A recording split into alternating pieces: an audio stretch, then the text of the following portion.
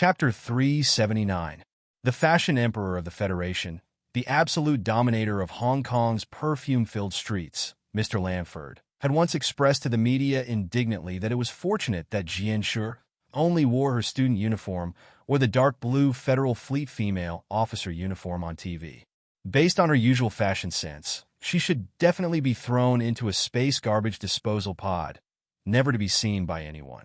But on the day of his speech, Mr. Lanford personally called the reporters and sent them red wine, sincerely requesting that his speech not be published in the newspapers. This was because he began to regret it when he woke up. Aside from some unspeakable pressure, this fashion emperor had to admit that he greatly admired Jian Shui's straightforward personality and infinite charm on TV. Most importantly, even if the national idol wore bright red bloomers and a green double-curtain tight skirt, as long as her flawless, beautiful face and that head of slightly fluffy purple hair were not covered, it was enough to attract anyone's attention. She was born with a clear face, so why did she need the so-called fashion sense to carve it?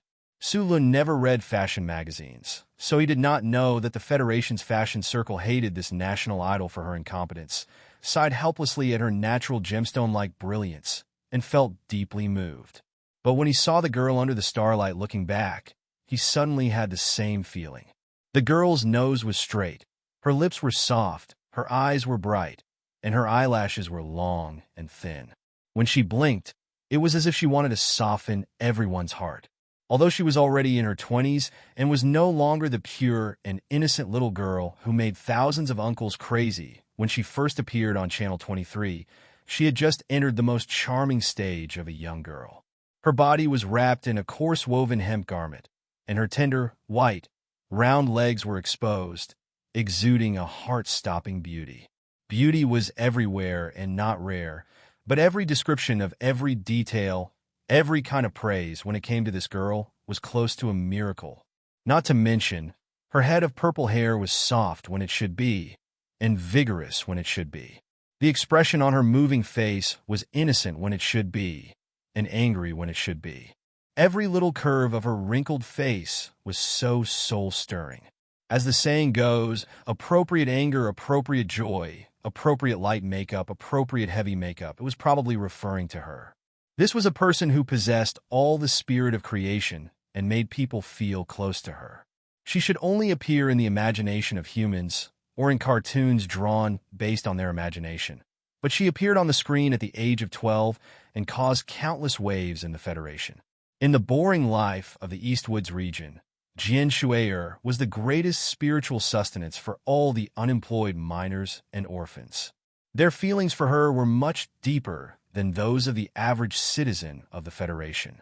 Su Lu had clearly come into contact with her more than a year ago, but when he saw this scene, he saw the girl in the starlight looking back at him indifferently, with a trace of anger in her eyes and a circle of extremely cute wrinkles on her brows.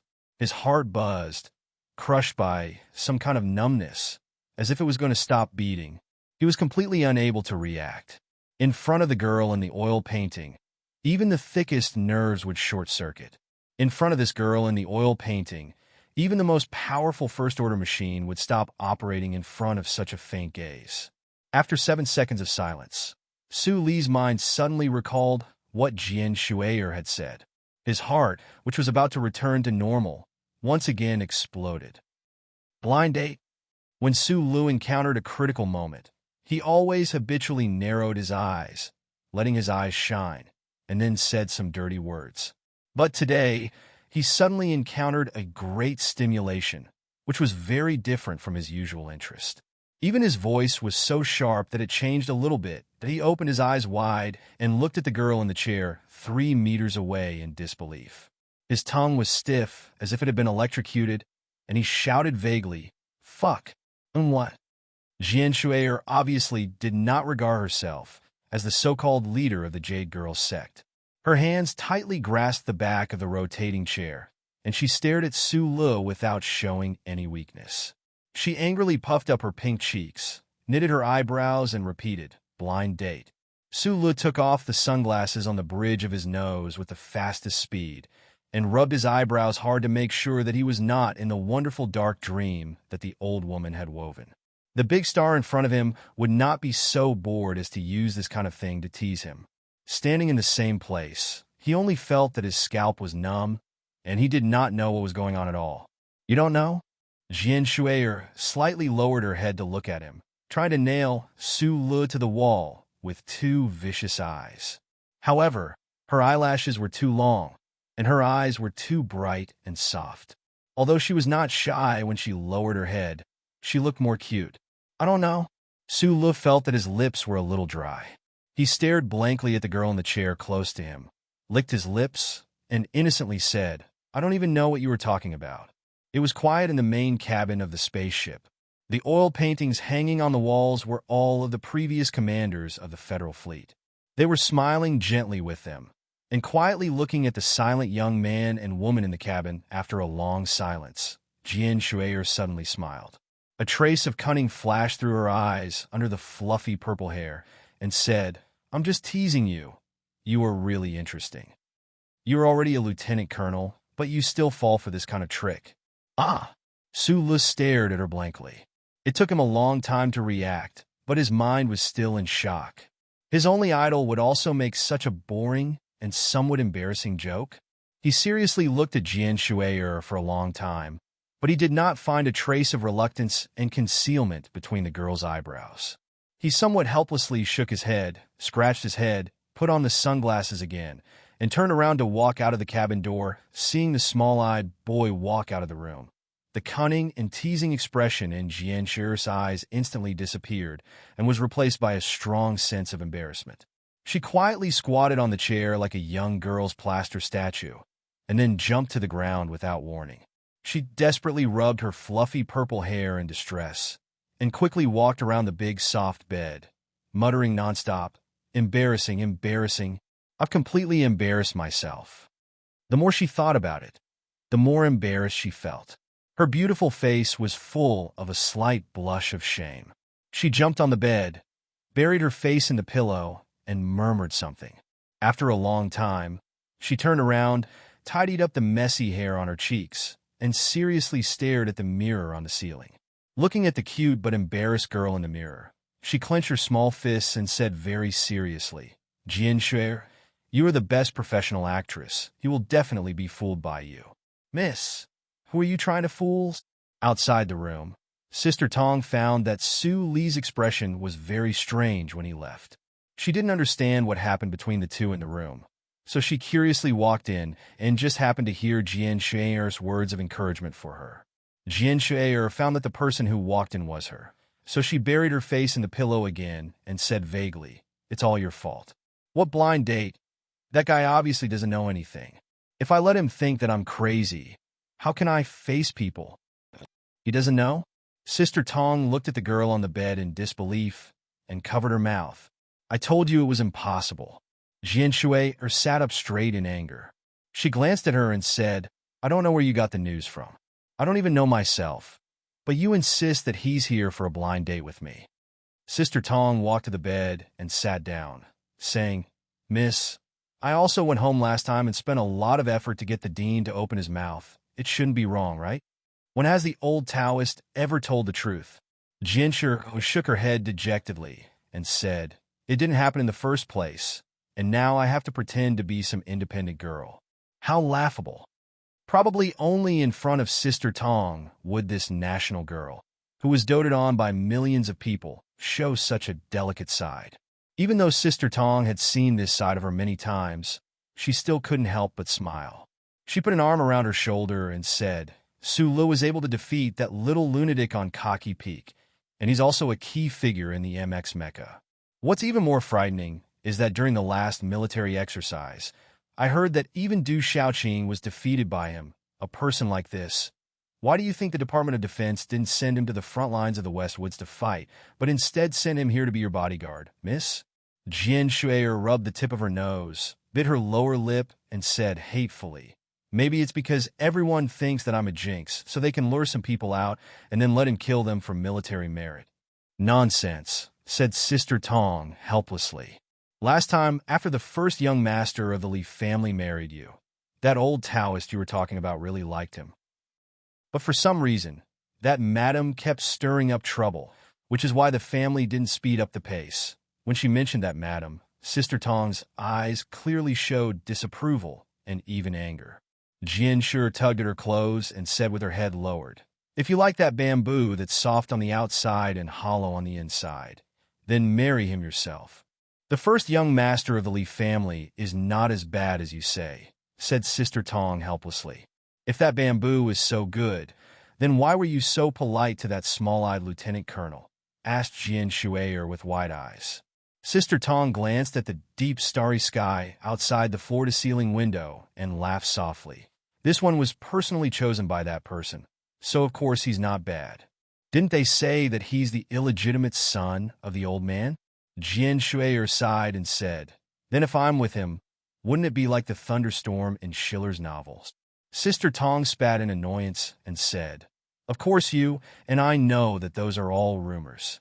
Speaking of which, it's normal for Su Le to know that this is a blind date. Ever since that meal at the 1st Military Region's residential area, everyone in the family knows that you hate blind dates. This time, he must have chosen a different path. Maybe he wants you two to try to interact more."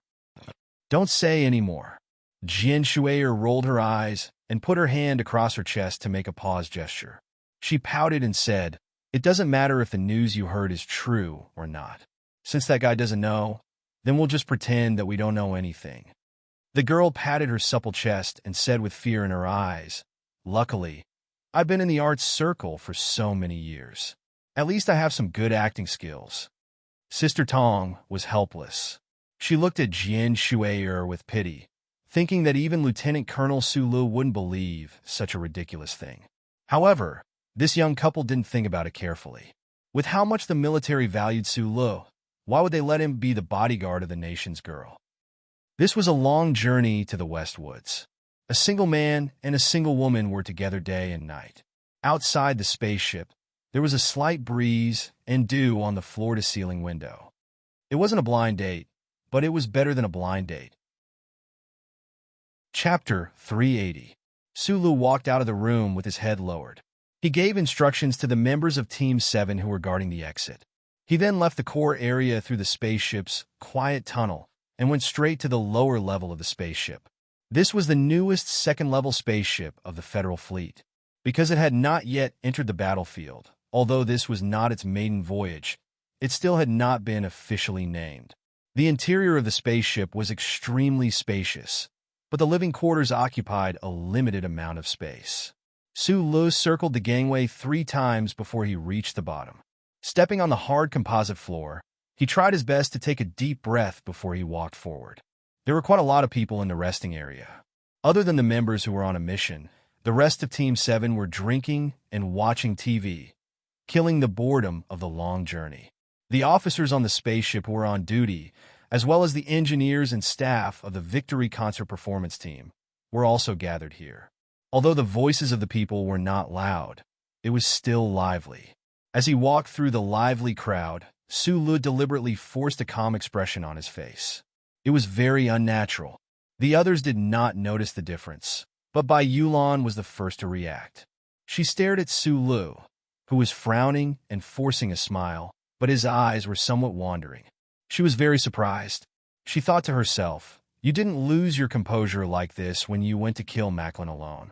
You were just upstairs watching the door for a while. How did you end up like this?" Bai Yulan signaled Xiong Lingquan with her eyes. The two of them quietly put down the teacups in their hands and followed behind Su Lu.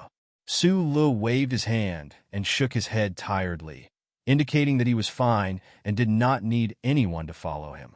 Bai Yulan had no choice but to stop and look at Su Lu, who was completely different from usual. Just like that, they walked through the lively resting area and walked towards the quiet warehouse. After walking for a long time, only the muffled sound of his hard military boots hitting the composite floor could be heard in the quiet interior of the spaceship. Su Lu silently opened an electronic door beside him, walked in, and then quickly closed the door.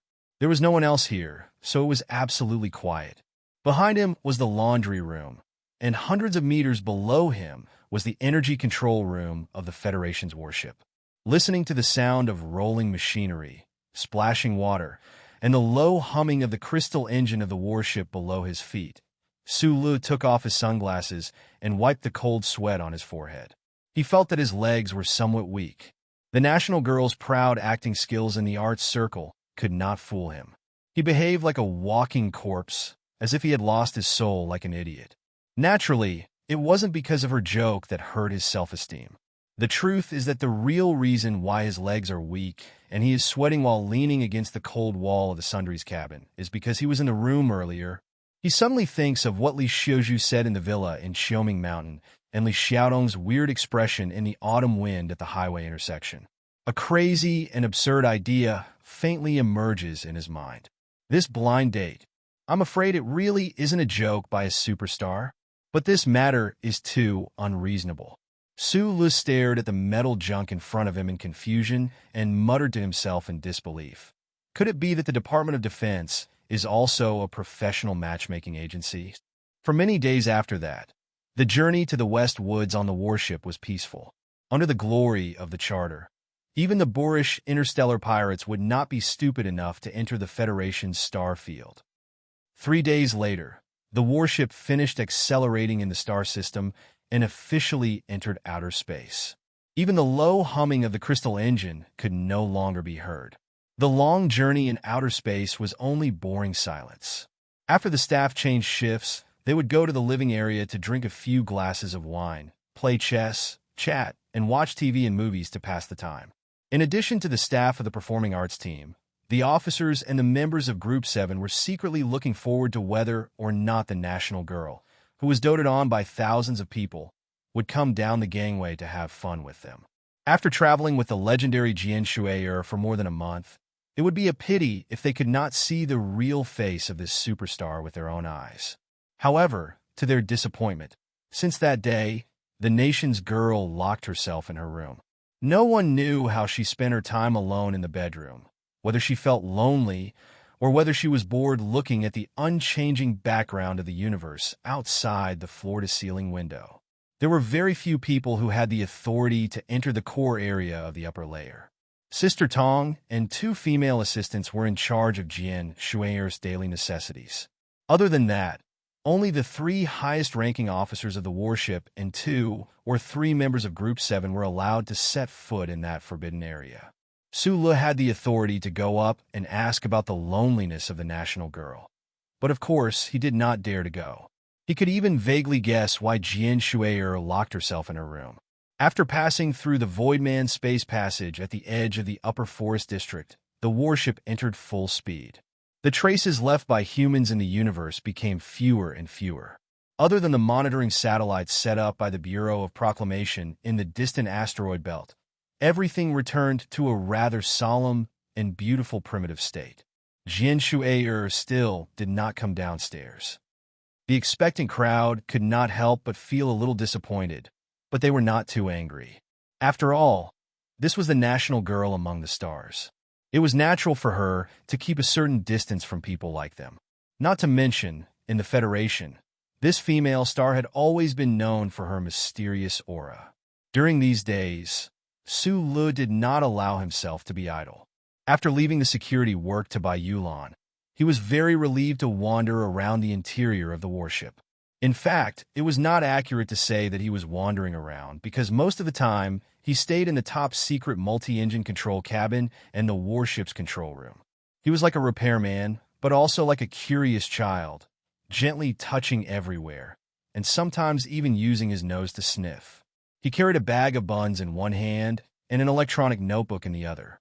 He stayed in these important cabins of the Federation's warship for a day and a night. Only when he was tired would he go back to the living quarters to rest. He carefully studied the structure and details of the Federation's second-generation space warship, diligently copying and learning. When he encountered something he didn't understand, he would earnestly consult the mechanics on the warship. He even specially applied for a long-distance interplanetary encrypted communication line from the control room of the warship so that he could contact Shang Xiao, who was far away in the capital ring, with the information he came in contact with on the warship, requesting her technical support. The officers on the warship had always maintained a strong sense of vigilance and suspicion towards this outsider who entered and left the restricted area. They did not understand why the captain would issue an order to allow this person to enter and leave the most confidential area. It should be known that the area Su Lu entered and left involved the engines, transmissions, and weapons systems of the Federation space warships. These were the most confidential of secrets. This person was only the head of security at Whitewater Company. Why would he have such special authority? The normal officers did not understand why the captain had given Su Lu this authority. It was because they did not know that Su Lu was originally a lieutenant colonel of the Federation's General Assembly base and also had the Level 1 Technical Supervisor authority of Nutshell. As an engineer who had made great contributions to the new MX mecha model of the Federation, when he expressed his curiosity about the 3 major systems of the warship, the captain had no qualms about giving him this authority. Fortunately, Su Lu spent most of his time in the process of studying, visiting, and researching, other than occasionally asking the mecha operator for advice. He was exceptionally quiet and silent most of the time. He definitely did not disturb the normal operations of the warship, and his face always carried a sincere and amiable smile. As time passed, the officers and soldiers on the warship had also gotten used to the existence of this strange person. In the database of Professor Shin Yulin at the Husk Institute, Su Lu had once studied a great deal of material science knowledge. In order to wake him up, the Federal Central Computer had once forced many intricate blueprints into his mind. Now, on this long journey aboard the Federation's most advanced warship, it gave Su Lu the perfect opportunity to compare the theoretical knowledge in his mind with practical experience. Of course, he would not miss this opportunity. The comparison between the multi-engine systems of the space warship and the dual-engine systems of the MX mecha was the focus of his research these past few days. The operating principles and compatibility of the 3 major systems of the warship were also things he was concerned about. The reason why he was so obsessed with studying these things was not only because of his professional instincts as an engineer, but also because of the influence of his childhood dreams. Before he was forced to flee Donglin, he, who had been regarded as a mecha engineering genius by his uncle, his greatest wish in this life was to become a mecha operator under the command of a female captain of a Wazewell warship. Other than that, he wanted to enter the Nutshell Corporation as an engineer. The captain of this second-level Federation warship was indeed a lady, but she was already over 40 years old and had a poker face. Speaking of which, in the cabin on the second floor was the most famous girl in the Federation, the purple-haired captain. Although she definitely would not really command a space warship. Su Lu abruptly came to his senses and quickly rubbed his slightly hot face. He knew that he had been thinking about the wrong things again. In the past few days, he had often been thinking about the wrong things. A light beeping sound rang out. The soldiers who were monitoring the warship's energy status in the third control room reflexively glanced at the buzzing warning lights. With practiced ease, they temporarily stopped what they were doing, leaned against the wall, and fastened their standing seatbelts.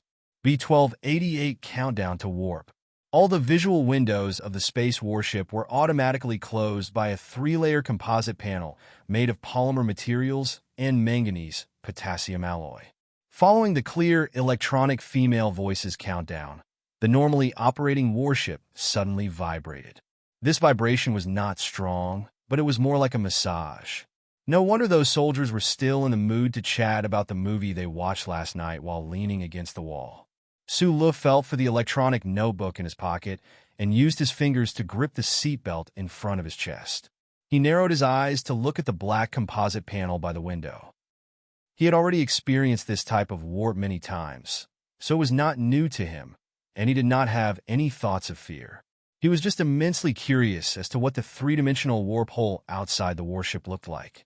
If it were not for those high-strength panels covering it, would he be able to see the legendary, most beautiful spontaneous energy ray turbulence with his naked eyes? Chapter 381. His eyes narrowed as he stared at the black high-strength baffles. It was as if his gaze was going to penetrate them and look into the mysterious and unknown warp hole. Although he clearly knew that without these baffles, his eyes would have been blinded and the entire battleship would have been torn apart, he still could not control the strong curiosity in his heart. Professor Shin once mentioned in a casual chat with him that there were 3 pearls on the crown of science. The pearl on the left hid the flowing nebula, representing the largest scale of astrophysics. The pearl on the right hid the complicated turbulent rays, representing the smallest scale of quantum physics. The pearl in the middle had nothing in it, representing space physics. However, space physics could connect the largest scale of the universe with the smallest scale of quantum. Unfortunately, among the 3 pearls on the crown of science, the Federation had the least understanding of space physics. They only inherited some research fragments from their predecessors and were lucky enough to find the existence of the warp hole in the vast universe. Then they used it. Today, the Federation could accurately calculate all the values of the warp hole's activation and use, but they still could not observe and infer the starting background and the internal situation of this space passage. The Federation's understanding of space physics had always been at the initial stage of knowing what it was, but not why it was. This point could not be compared to the mature hydrogen energy and geothermal energy extraction technology, as well as the epoch-making energy transmission revolution of the Jingdong style. In this regard, Professor Shin once had a very subtle evaluation. The universe cannot be questioned, quantum cannot be measured, and space is unknown. After an unknown amount of time, the high-frequency vibration of the battleship suddenly stopped. The gentle electronic, synthetic female voice removed the alarm, and the standing seatbelts automatically retracted into the wall. The soldiers in groups of 2 or 3 continued their previous conversation about the movie while walking back to their posts, carefully monitoring the changes of more than 80,000 key data in the 3 major systems of the battleship. Su Li's squinted eyes gradually relaxed.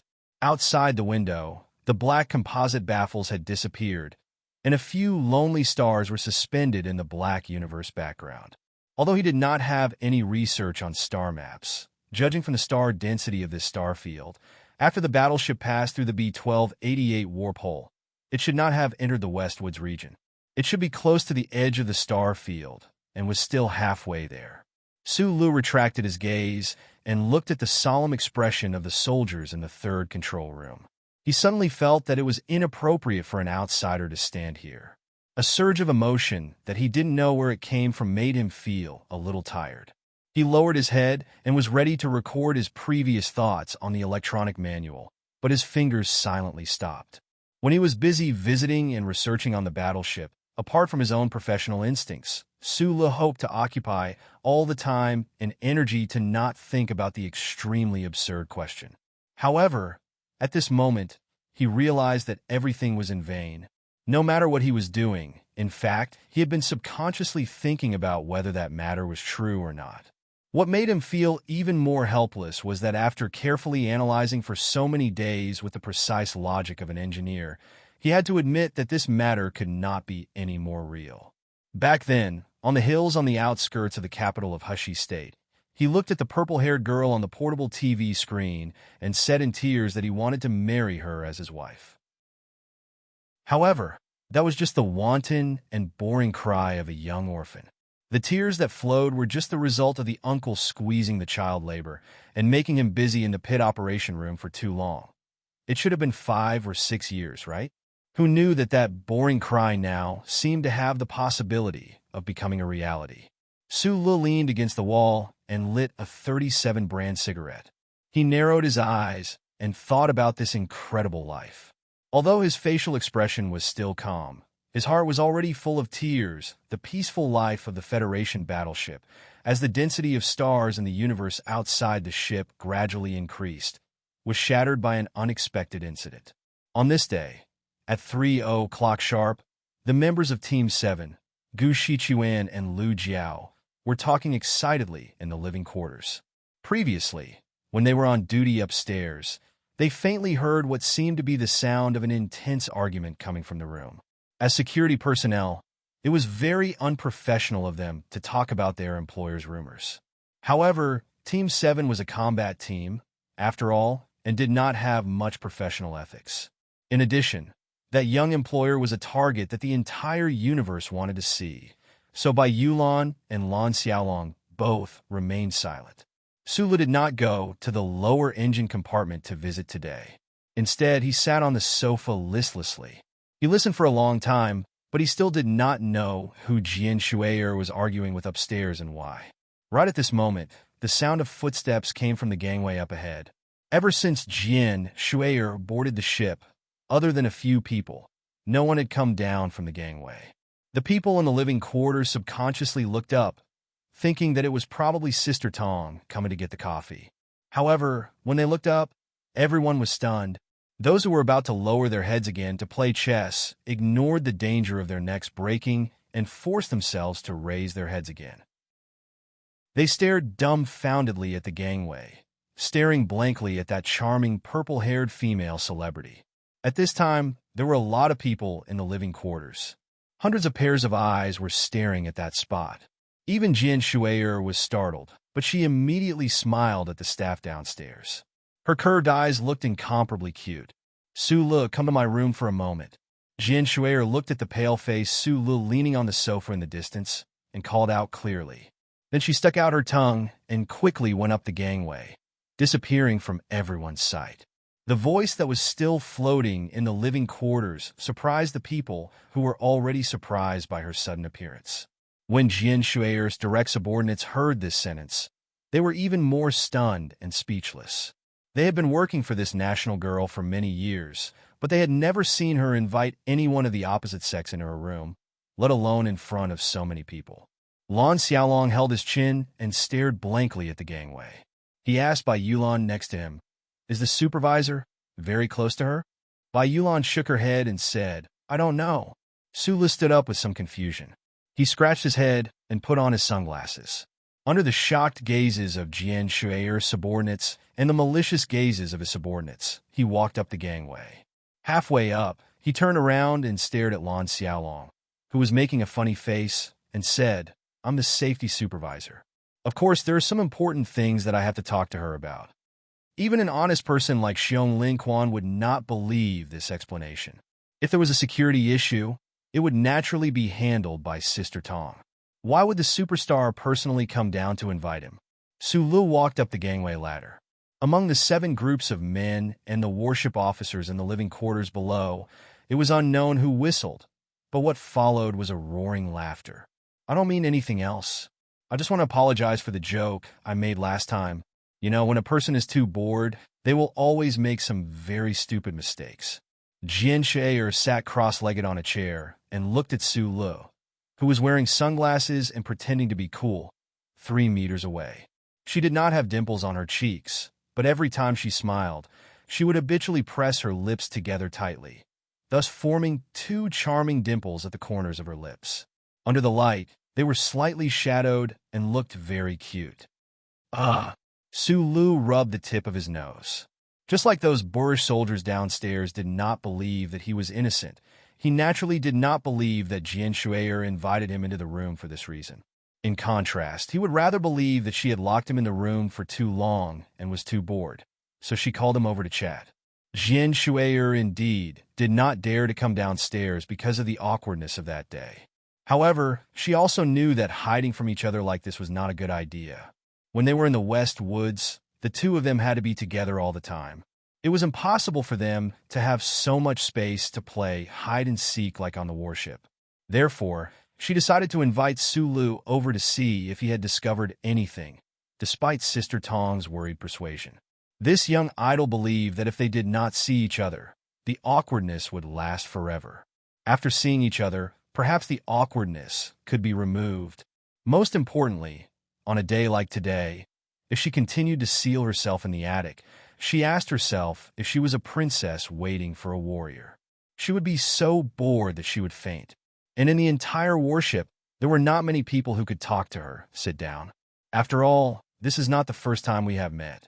Speaking of which, when we were in the 1st Military General Hospital, I helped you once. Why are you still so reserved? Jian Shui'er looked at him and smiled sweetly.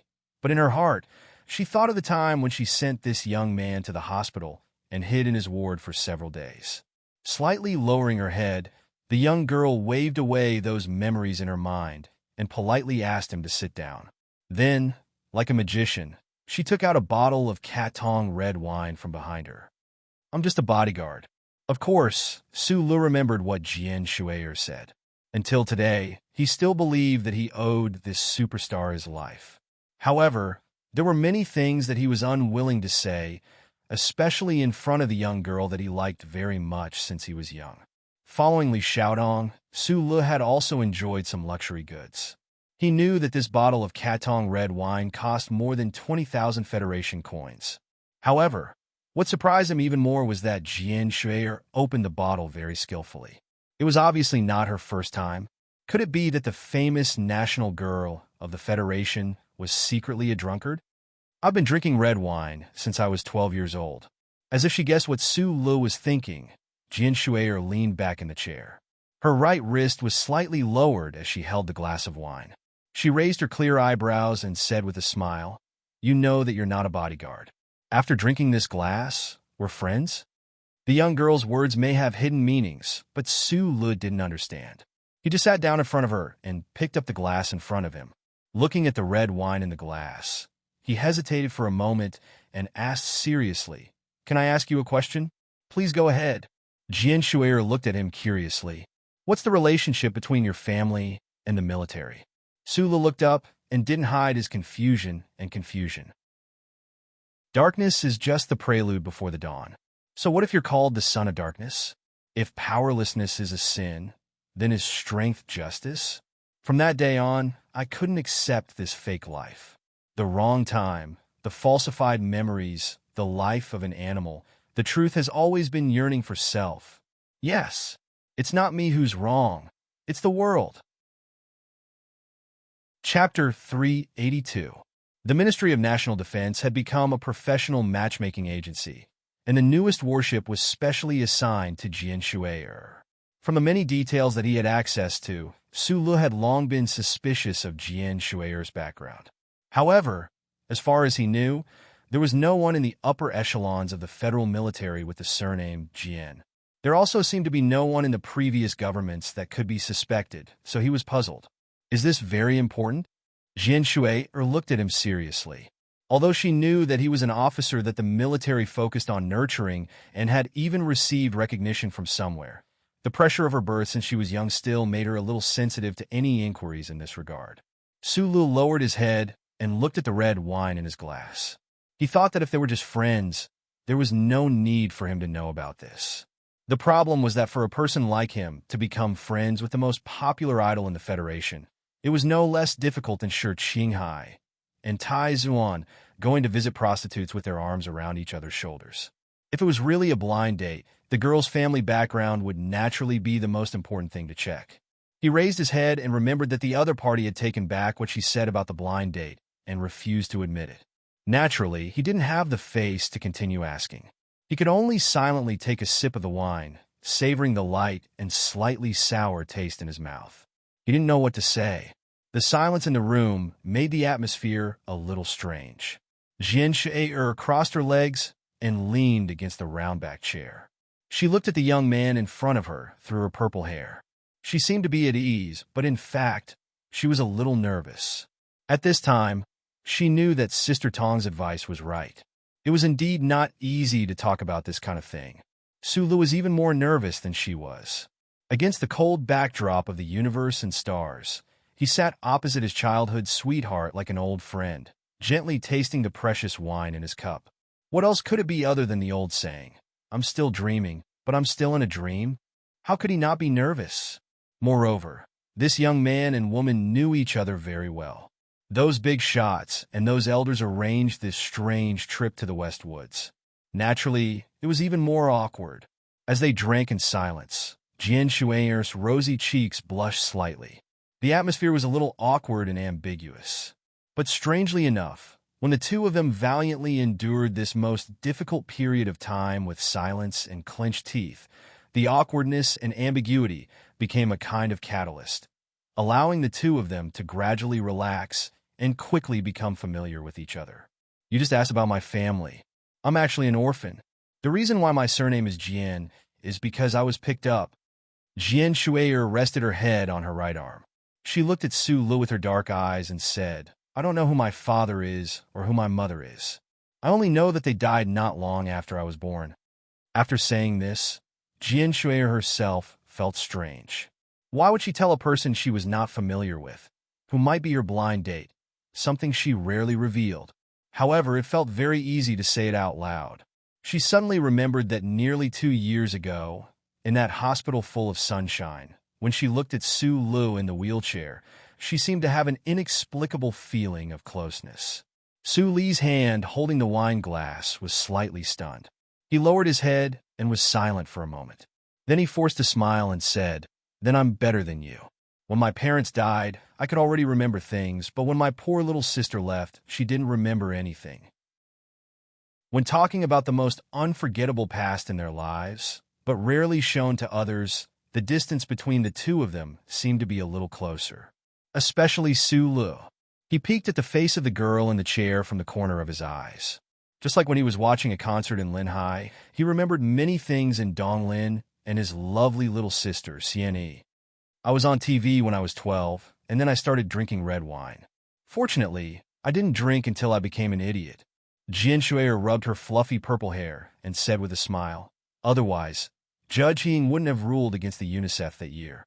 Of course, Su Lu remembered this part of the story. He looked at Jian Shuai's face, which was so close, and suddenly found that he couldn't find any adjectives to describe this girl's beauty. It was a little lighter than bright and beautiful beyond measure, but a little stronger than indescribably beautiful. "You are really cute." Su Lu nodded and said seriously. He thought that a real warrior should dare to face a brilliant life and a beautiful face. "I hate it when people call me cute because film critics always say that I only know how to pretend to be cute." Jian Shuai pursed her lips, and her smiling eyes narrowed into two curved lines. She said, "The problem is that I was born cute. Why would I need to pretend to be cute?" Su Li's body stiffened. He was shocked by the girl's invincible expression until his mouth was dry.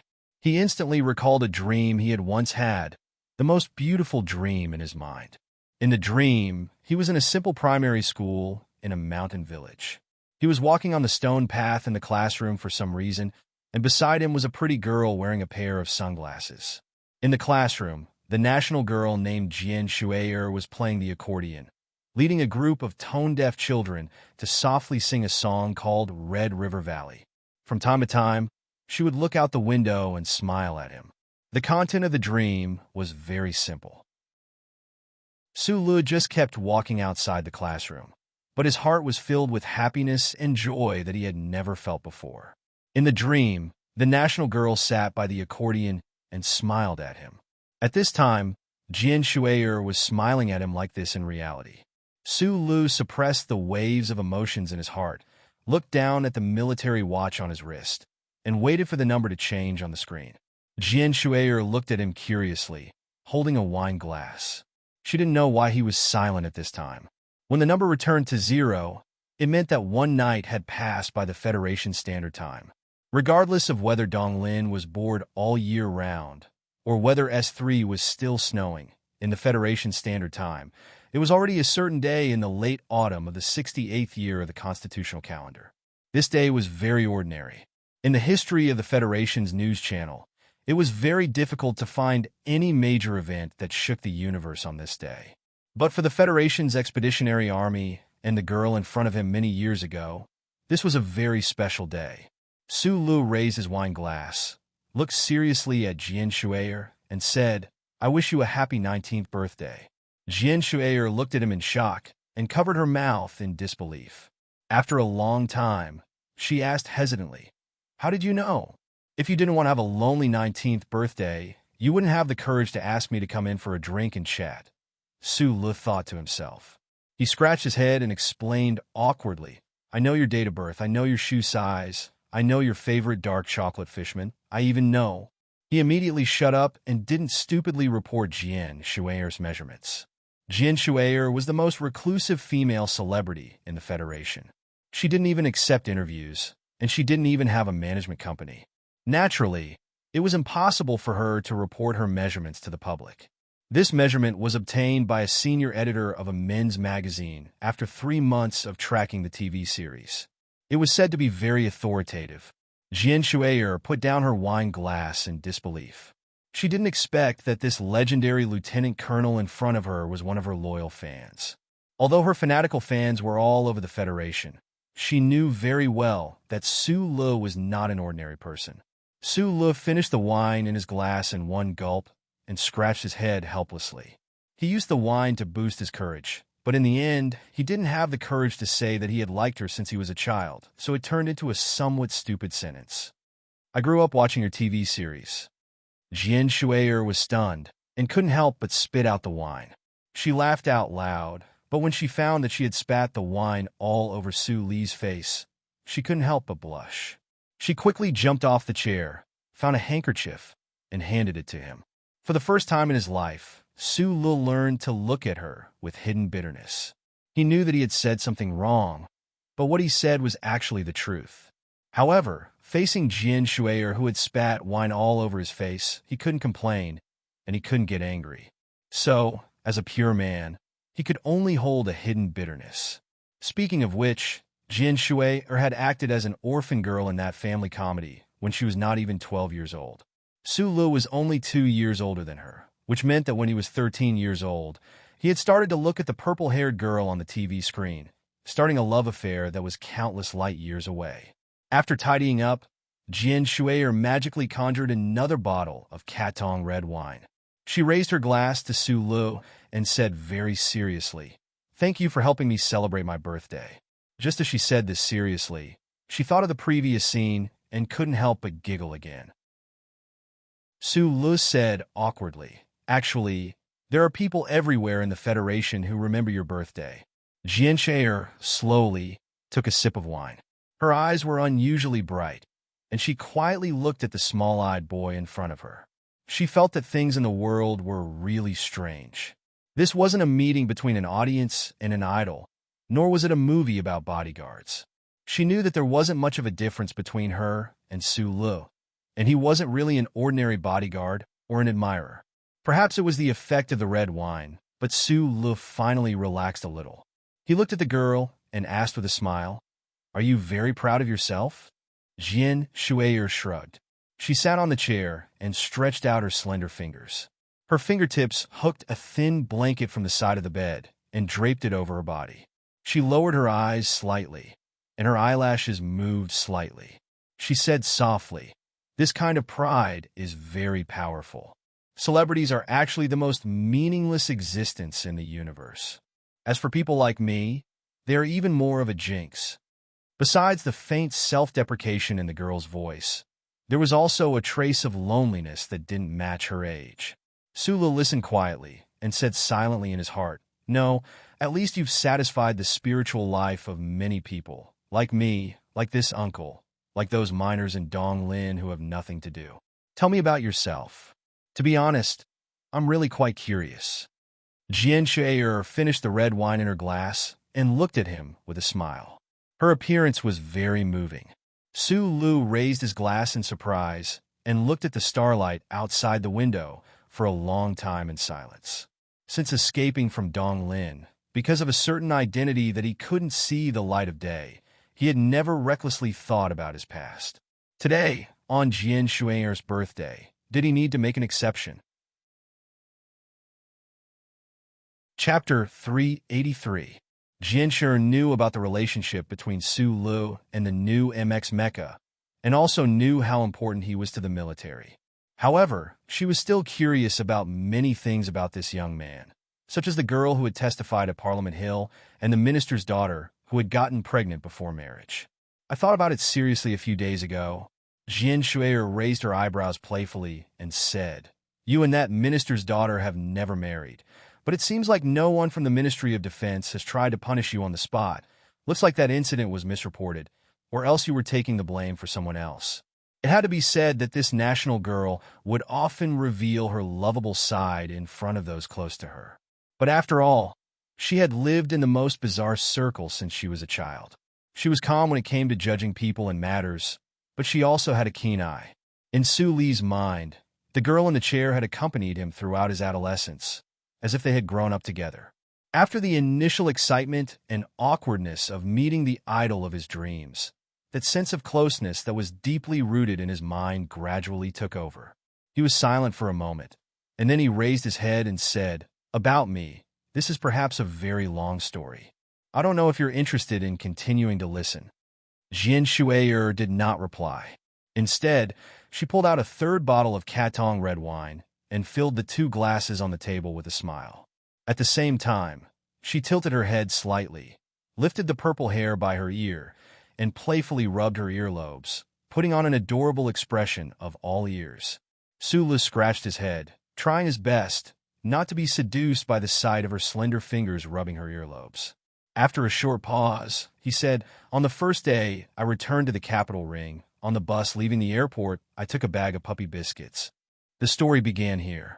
Sulu, who was narrating all his experiences for the first time, slowly and seriously recounted everything that had happened since he came to the capital ring, including the girl with the black-rimmed glasses, the young spy from the Federation's Investigation Bureau, who only liked to smoke number 37 cigarettes and was qualified to enter the Trinity Association, the prince of an aristocratic family who had never eaten scallion pancakes in the mecha combat room of Area H1, and the girl in red who had stopped a black car on the second highway out of the city and cried so hard that her face turned pale.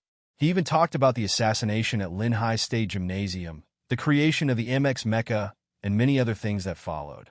There was no need to keep these things a secret anymore, and he had a need to pour his heart out. In the end, he even vaguely described his escape from Dong Lin, but he did not go into the details. This conversation went on for an unknown amount of time. The stars outside the spaceship's landing window still emitted a faint light that never changed. The background of the universe seemed to have never changed. Jian Shuier listened quietly, occasionally taking a sip of the red wine in her glass. She did not say a word, but her slightly narrowed eyes grew brighter and brighter. The lines on Su Li's ordinary face became clearer and clearer. The national idol was not a good listener, because she would never ask, "What happened next?" or "What happened next?" "What happened next?" She would not cover her mouth and make a terrified expression, expressing endless admiration for this bizarre and magnificent life story. Sulu did not need these things. He just needed to pour his heart out. He needed a quiet, trustworthy, and kind listener. He lowered his head, held the glass of red wine with both hands, and said in a hoarse voice, "When I decided to escape Dong Lin, the sun was shining brightly that day." There was a lot of dust in the room, like countless insects flying before my eyes. It was also very much like I had contracted the flying grave syndrome. That day just happened to be your 16th birthday, and that evening party was playing on the television. He raised his head, forced a smile, and said, "Actually, the fact that I can remember that today is your birthday has a lot to do with this incident. 3 years ago today was also the day that I decided to leave Dong Lin." Jian Shuier sat in the round-back chair like a child. The thin blanket was draped over her shoulders, and her bare feet were tucked under the hemp garment. She tilted her head and looked at Sulu with interest. She heard the trace of sadness in the man's last sentence, so she finally broke the silence and asked carefully, "Are you thinking of someone?" "I'm thinking of an uncle." Sulu looked at Jian Shuier, lowered his head, and swirled the red wine in his glass. His action of holding the glass with both hands appeared somewhat clumsy. "It was because he died that I had to leave Dong Lin and come to the capital ring. That is why so many things happened after that. Before the uncle died, he told me not to avenge him, but I had to find out who wanted to kill him. But in the end, I found that the enemy should be a cold machine." He gulped down the blood-like wine in the cup and said with a trace of frustration, "Machines don't have any sense of morality. They just work according to the program coldly. Moreover, this machine seems to have a very close relationship with me now. Do I have to destroy it? Or do I have to make it admit its mistake and cry in sorrow and regret? That old thing does not have tear ducts. If he had not drunk so much, Sulu would definitely not have said what he just said. But at this moment, a voice faintly sounded in his mind. Why not? This voice was very illusory and disappeared in the blink of an eye. He who was drunk did not notice it. Similarly, Jian Shuier, who had drunk a lot of red wine and had rosy cheeks, also did not hear anything different from these words. "I remember my 16th birthday very clearly." Jian Shuier, who had drunk at least 2 bottles of Cantong, raised her arms drunkenly, and said, "I'm very happy. Not because I can finally buy wine to drink, but because that damn old man of mine prepared a trust gift in advance for my 16th birthday. Here, it's this chain. It looks very inconspicuous, but I'm still very happy." Su Li's emotions were still immersed in the sadness of escaping from Donglin. Hearing the word gift, he thought of the big uncle who had kicked him into the sewer and gave him a big gift, the bracelet that allowed him to escape death. He had drunk a little too much, so he moved over and placed his bracelet in front of Jian Shui'er. At the same time, he grabbed Jian Shui'er's arm and looked curiously at the bracelet. There was a row of very small symbols on the bracelet. Under the faint starlight, if Su Lu was drunk and still had a much sharper vision than normal people, he would definitely not be able to see it. This row of symbols was the ancient alphabet that he had once learned. "Hey Jude, don't make it bad. Take easy song and make it better. Sing a sad song to make the world a better place." Jian Shui'er pulled her arm back from Su Li's hand and said with a smile, "So I want to sing. My bracelet also has words engraved on it, but it's a bit old-fashioned, like the stars of virtue." Su Lu poured himself another glass of wine and drank it. Looking at the bracelet on the girl's jade-like arm, he suddenly had a very strange feeling in his heart.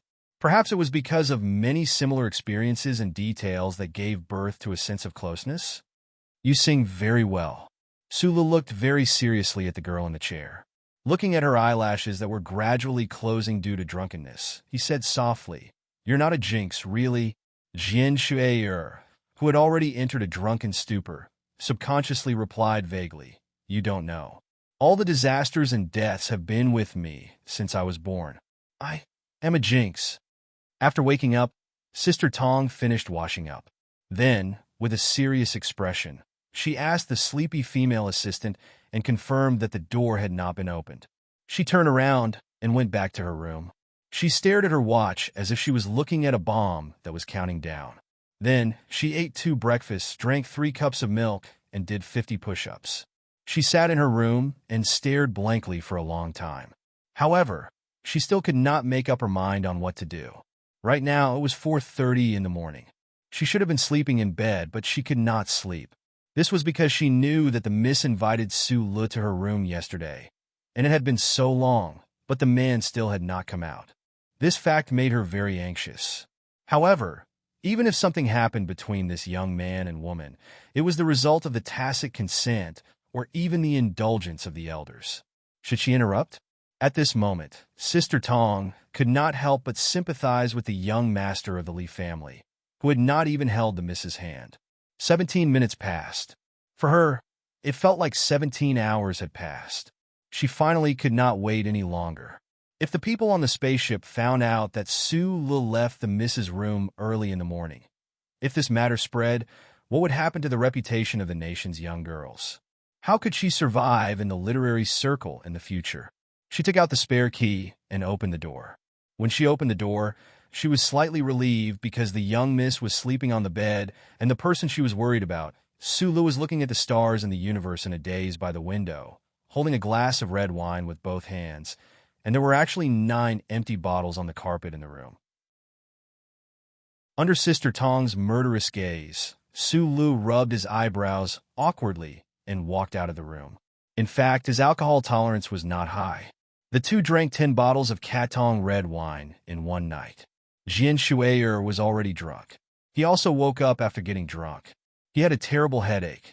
He walked through the core area passage with a dry mouth. In the quiet corridor in the early morning, only his voice could be heard. However, when he quietly walked down the gangway ladder, he was shocked by the scene in front of him. His legs turned to jelly, and he almost fell. The living area under the ladder was full of people. It was not yet 5 o'clock in the morning. People who were supposed to be resting in their cabins were actually resisting the urge to sleep and waiting for something. Most people had even fallen asleep on the sofa. "He's here! He's here!" Someone shouted loudly. The originally quiet living area was suddenly awakened. Everyone rubbed their eyes and looked at the gangway ladder. A spaceship officer stood up and looked at the military timer in his hand. He said loudly, 15 hours, 33 minutes, 42 seconds. From the moment Su Lu walked into Jian Shui'er's room, The busybodies on the spaceship began to count down. Many people even resisted the urge to sleep and wanted to see the end of this good show. As the time announcement ended, the soldiers in the resting area stood up and naturally opened up a path. Looking at Su Lu on the ladder, they began to enthusiastically applaud. There were also ear-piercing cheers and whistles in the middle. The applause was warm, and the whistles were everywhere. The resting area in the early morning was very lively. Su Lu looked at these people stiffly. He was even more shocked to find that not only were the busybodies and the men of Group 7 in the resting area, even the highest commander of the spaceship, Captain Yi Xiaotong, was here in person. This female captain with a poker face was holding a cup of hot coffee. She smiled and raised the cup to congratulate Su Lu. Chapter 384. Jian Shui'er was the one and only national idol in the Federation. She had never deliberately flaunted her purity, but she was a treasure that countless uncles in the universe held in their hands. She was a treasure that they would never allow to be desecrated.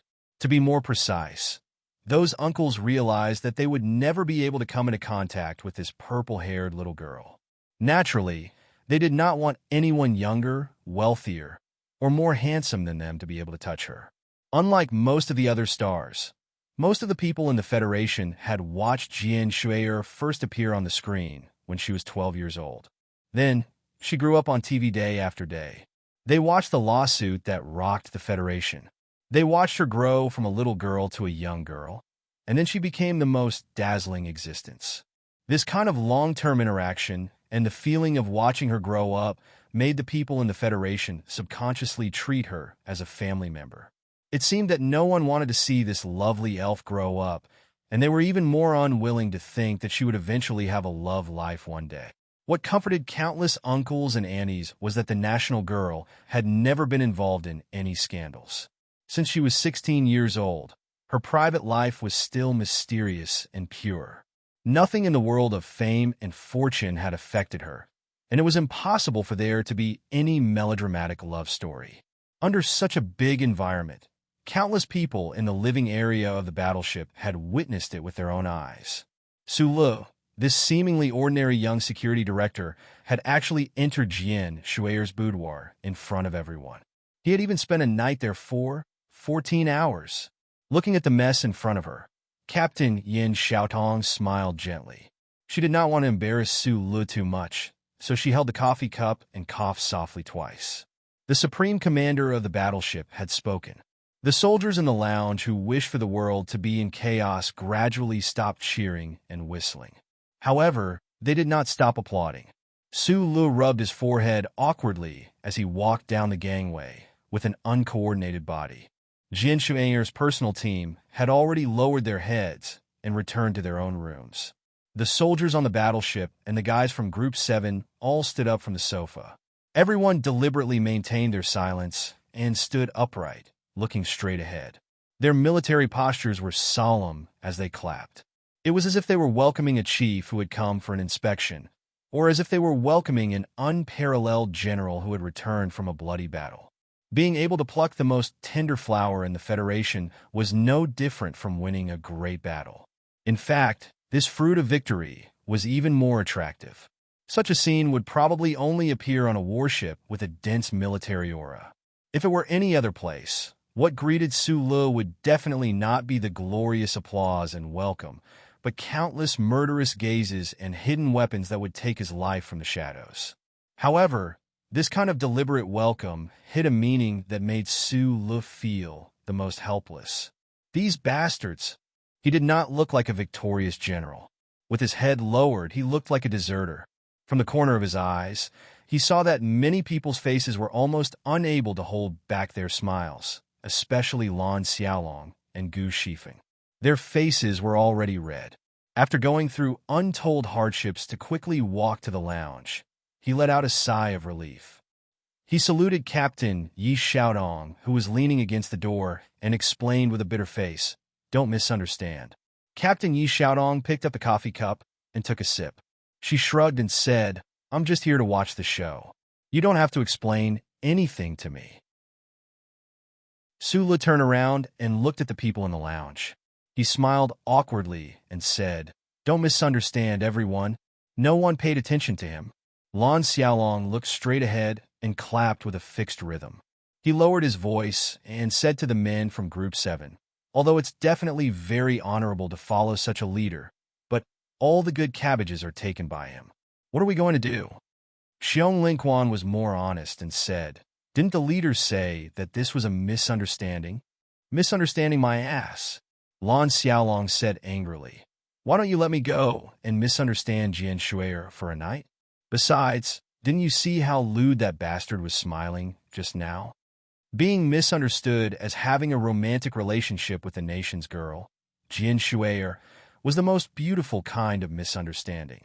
Just as Lan Xiaolong said, any normal man who encountered the situation that Su Lu encountered in the early morning would inevitably feel a little smug in the depths of their hearts, along with an indescribable feeling of sweetness. Although after some reflection, Su Lu knew that this kind of thinking was wrong. At least he did not take Jian Shuiyer's feelings and reputation into consideration. However, he thought about it again. If it was a blind date, what was there to be afraid of being misunderstood? The so-called men or boys. During the rest of the journey, the people on the spaceship gradually got used to Su Lu being called upstairs to Jian Shuiyer's room, although he did not set such an earth-shattering record of 14 hours. People were shocked to find that the nation's girl was probably really in love. If they were not on a spaceship, they would definitely immediately share this explosive news with all their family and friends. Then, the entire Federation might be in a mess. However, only the people involved knew that the truth was not so. After that night of drinking wine, Su Lu and Jian Shuier, whom he was protecting, did indeed become much closer to each other. However, they were just friends who could talk to each other.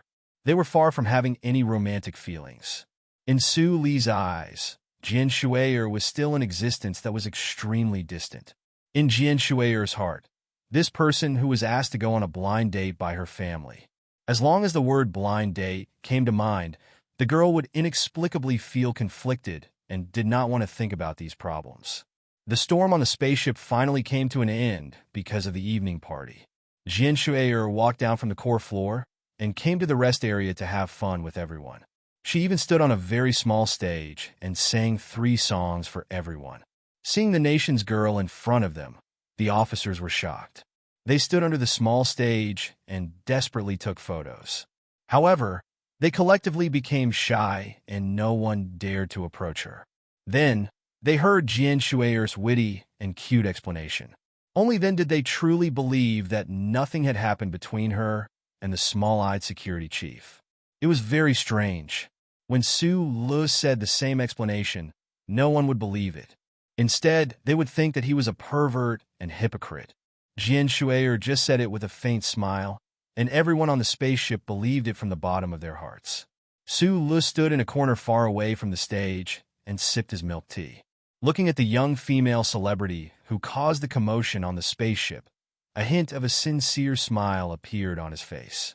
With Jian Shuiyer's status in the Federation, there was originally no need for her to explain anything to these people. This was a request he had made carefully yesterday. He believed that from today onwards, no one would bother him again. However, for some reason, after hearing that explanation, he felt a faint sense of regret in his heart. After the evening party, Jian Shuier once again boarded the control hall on the highest floor of the spaceship, causing another commotion.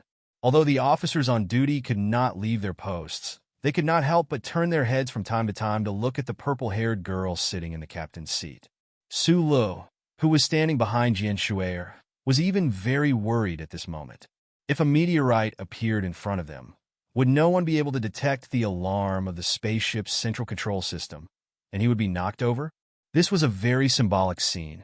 Jian Shuiyer's most distinct image in the Federation was that of the young female spaceship commander in the dark brown lieutenant colonel uniform. Today, she was really sitting in the captain's seat. If the reporters could take a photo of this, they would definitely be able to exchange for a large apartment in the port city. This was definitely against the Federation military regulations, but Captain Yi Xiaodong only watched from the side gently and even explained how to operate Jian Shuier. No one on the spaceship was willing to spoil the mood and raise any objections. If I were the military police, I could have arrested you just now. Sula looked forward and said softly. Jian Shuier, who was sitting in the captain's seat, did not turn around. She only said softly, I used a year and a half to get my graduation certificate from the Battleship Command Department of No. 1 Academy. I'm not breaking any rules by sitting here. The National Maiden's rebuttal had a little bit of pride and smugness, but then her voice became light.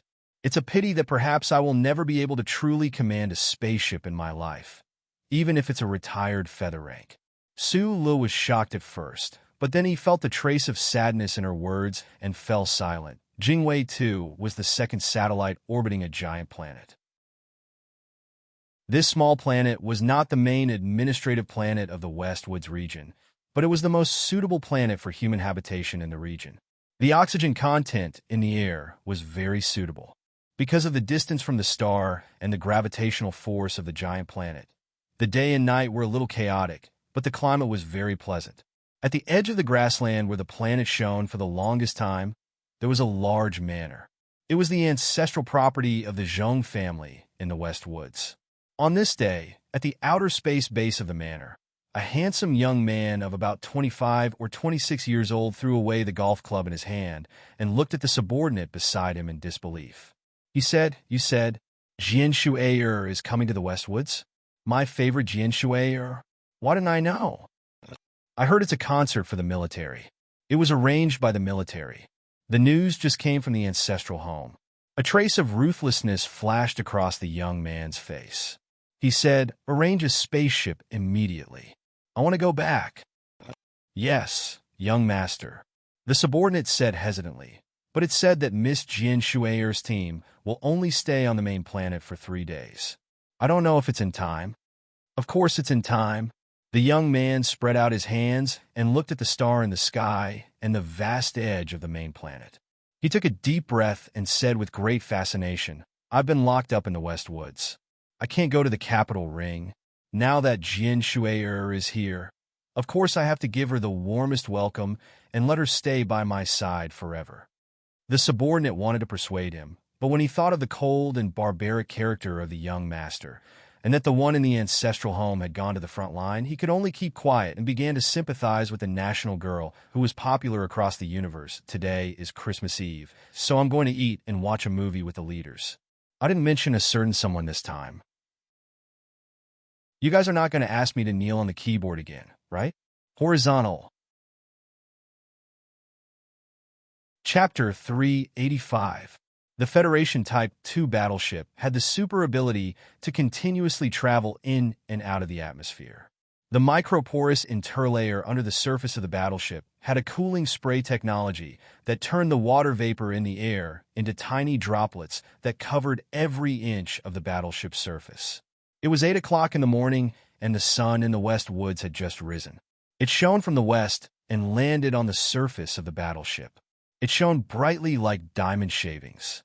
The huge body of the battleship with a crystal-clear surface was like an ancient god that squeezed through the layers of thick clouds in the sky and slowly landed on the military base below.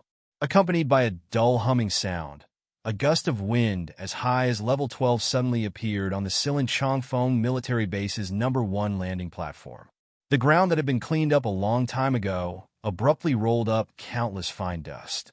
41 jet-stabilized landing gear landed steadily and slowly on the ground, but it still seemed to make the ground tremble slightly. A huge shadow suddenly shrouded the surroundings. The space battleship that carried the crew of the Victory Concert finally set foot on the land of the West Woods after a long space journey. The officers of the military base had received a top-secret order from the Ministry of Defense 2 months ago.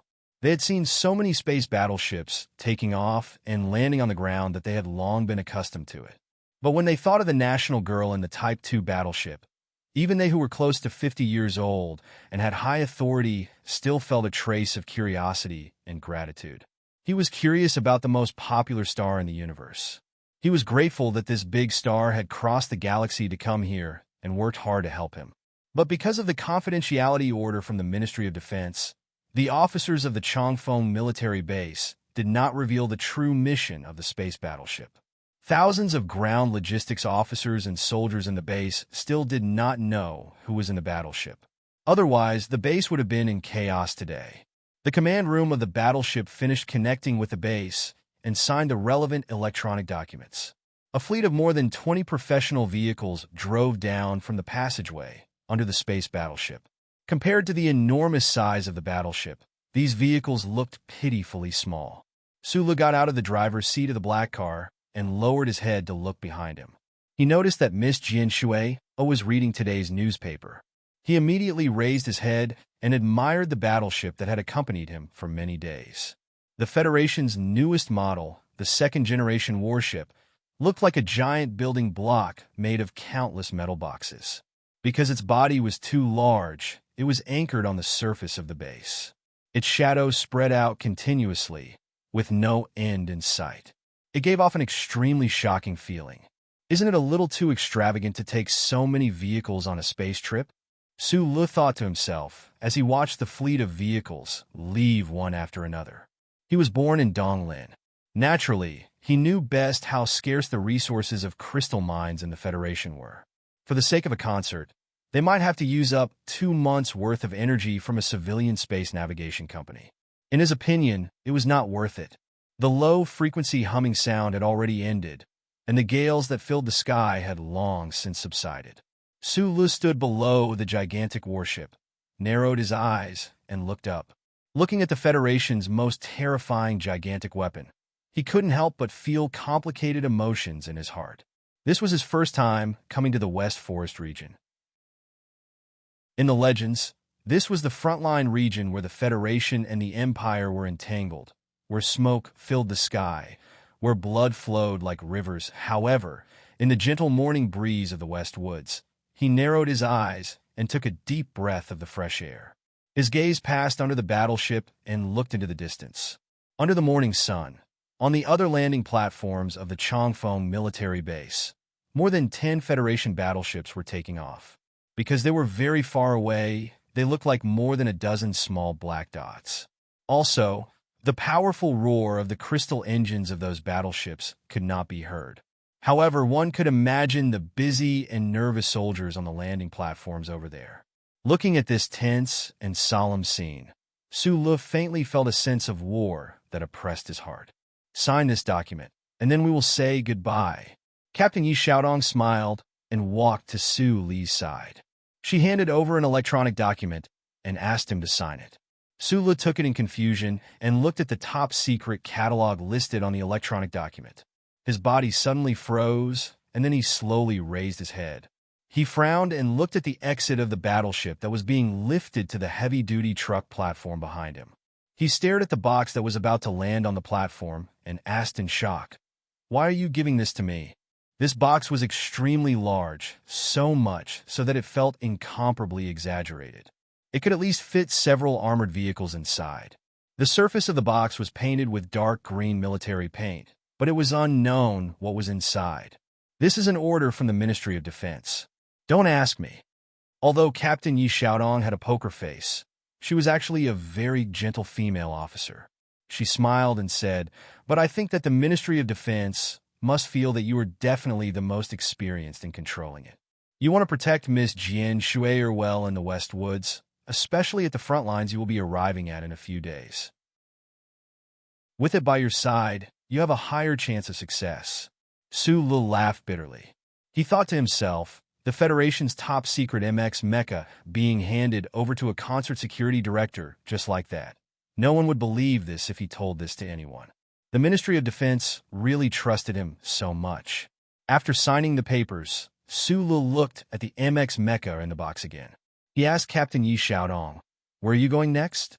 Captain Yi Xiaodong smiled and said, "After sending you all to the West Woods, the West Woods Frontline Command will be responsible for arranging your itinerary.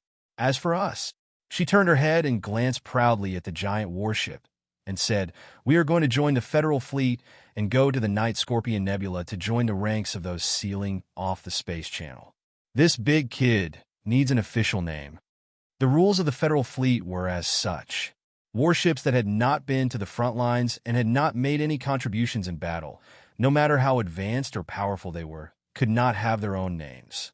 They could only have a serial number. Sulu was silent for a moment, then raised his right hand and saluted the captain. He said, "I wish you all the best at the front lines." "Definitely." Captain Yi Xiaodong calmly returned the salute. At this time, the base was extremely busy. Jian Shaer naturally could not get down from the black car and caused trouble for the military. She sat quietly in the back and read the newspaper. Occasionally, she would look up and see what Su Lu was doing outside the car. Although she did not hear what Su Lu said to Captain Yi Xiaotong, she knew that Captain Yi was about to leave. A faint and complicated feeling surged in her heart. She waved at the middle-aged female captain through the glass. The main administrative planet of the West Woods region only had 5 administrative states. The victory concert was not held here, but at the more dangerous frontline planet. In the itinerary planned by the Department of Defense, Jian Shuier and her team would adjust here for 3 days to adapt to the slightly different environment of the capital ring. After that, they would head to Planet 5460. The Department of Defense arranged for them to stay in the Department of Defense's office in the West Woods. The name was very common, but it was the most expensive and most secretive hotel in the West Woods region. The war between the Federation and the Empire had been going on for a long time. This hotel had to continuously receive high-ranking military officers from the capital ring. Whether it was the facilities or the security, it was second to none on this planet. "Are you feeling better?" Sulu asked with concern. He let the car's central control system automatically adjust the oxygen content in the car and the massage system of the seat. He looked at the rear-view screen and asked with concern.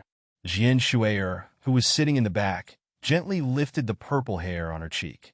Although her eyebrows were still slightly furrowed, she did not want to worry too many people, so she nodded softly. Humans had always been lucky in the universe.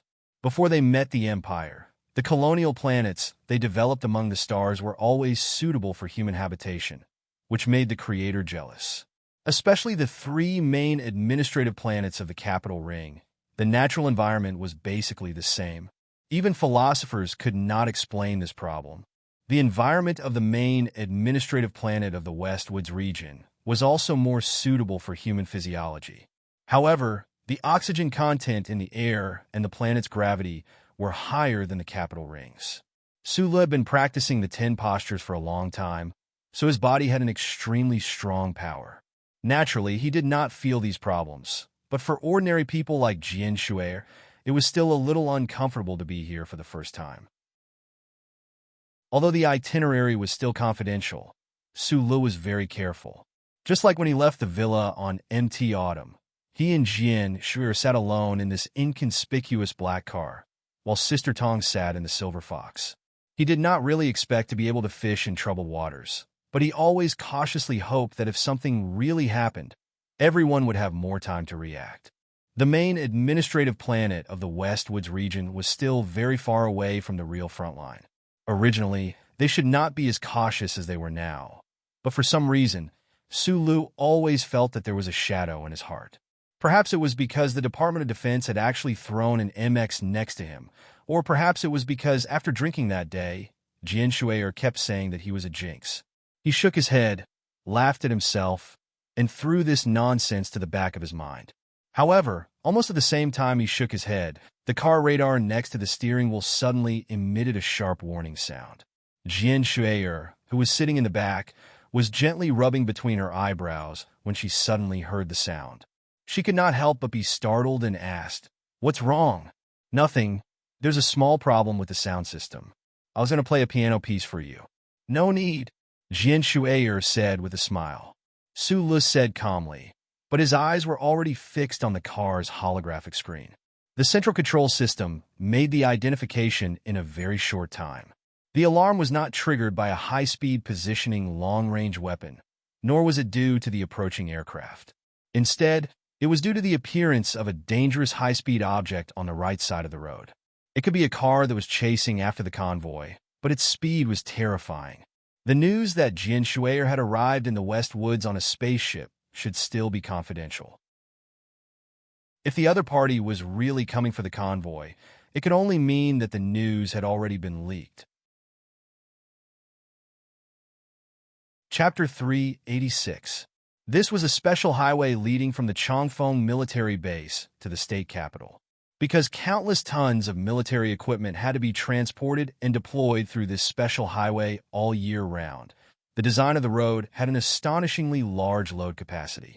The blackened and flat road, the design of the hard cement without the automatic heating structure, and the fully enclosed high elastic anti-collision walls on both sides of the road allowed the design speed of this highway to reach up to 360 kilometers per hour.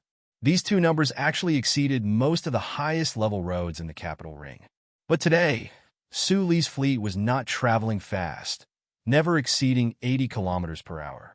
On the one hand, it was because there were too many professional vehicles in the fleet, but more importantly, it was because of the existence of the heavy multi-axle heavy truck in the fleet. The fleet was moving together with this huge monster, so it was impossible to increase their speed. Especially when Sulu issued a warning to the members of Group 7 from the black car that there was a vehicle approaching at high speed. The entire fleet, under the leadership of the 7 dark green military vehicles, not only did not speed up but instead slowed down a little. Fortunately, the officers of the Chongfeng military base had done traffic control on the special highway in advance. Except for the vehicle that was approaching at high speed through some unknown means, there were no other vehicles on the special highway. Otherwise, they would have been extremely dissatisfied with the fleet that was as slow as a snail. At the same time the warning was issued, the vehicle with the radar warning had already caught up to the rear of the fleet. This was an extended white Duran brand limousine. Not to mention what kind of wealth this style of Duran represented, just the modified exterior decoration was already extremely luxurious.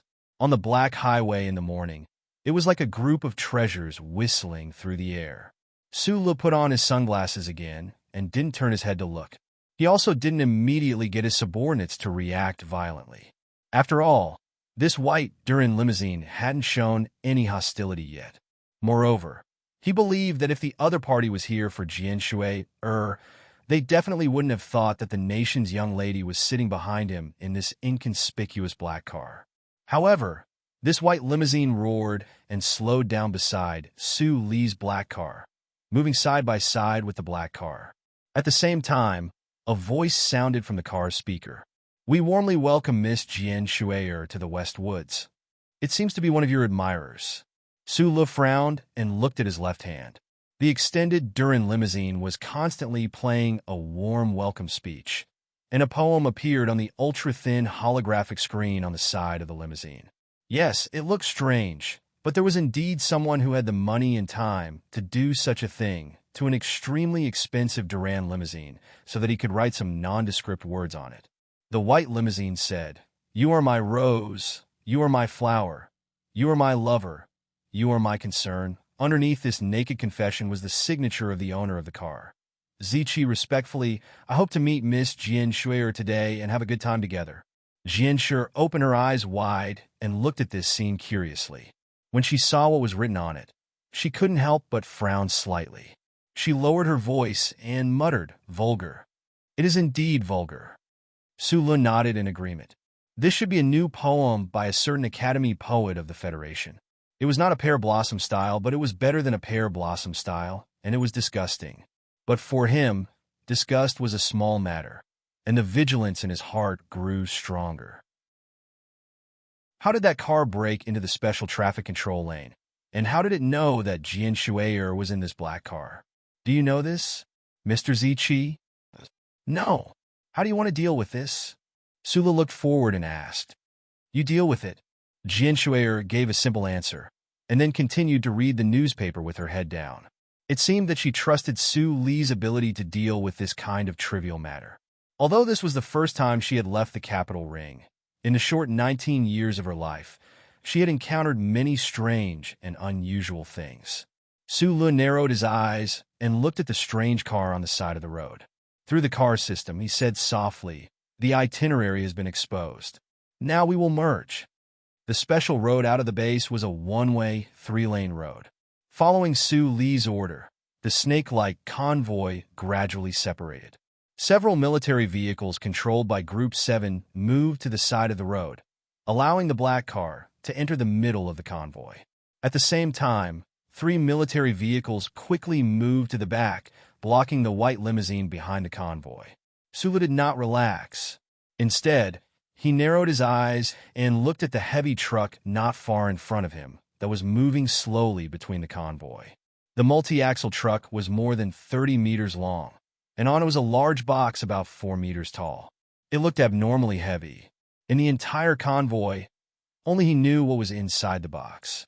Although he was Jian Shui's head of security and would definitely put the safety of this nation's maiden first and foremost, that box contained the MX Mecha. The car behind might belong to one of Jian Shui's wealthy admirers, but the various suspicious points still made him cautious. He could not allow that car to get close to the multi-axle truck and pose a threat to the Federation's most advanced MX Mecha. This was the West Woods, the frontline region between the Federation and the Empire. Who knew if there were any Empire spies who could penetrate the light of the Charter? No one knew if there were any seeds of the Empire that had taken root and sprouted here. He had to be careful in everything. The one-way three-lane road was completely blocked by three dark green military vehicles. The white limousine had no choice but to slow down. The driver, wearing a black standard-brimmed hat, looked at the scene in shock. He asked his superior beside him, "It looks like there's a military escort. What's wrong with the military? We're not from the Empire."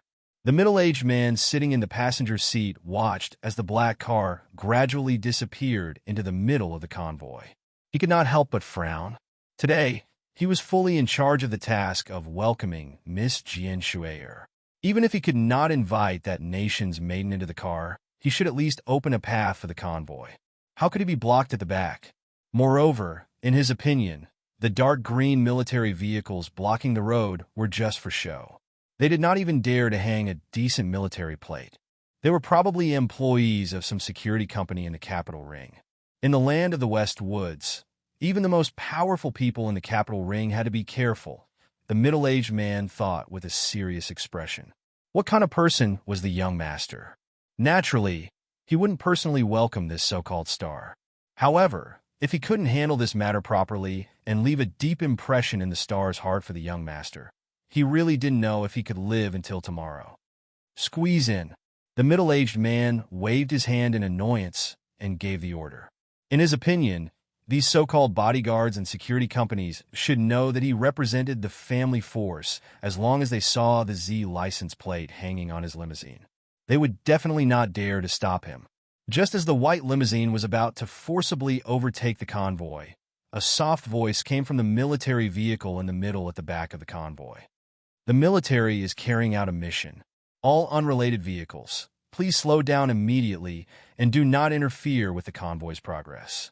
Bai Yulan gently put down the communicator and stared at the rearview screen with a pair of daggers.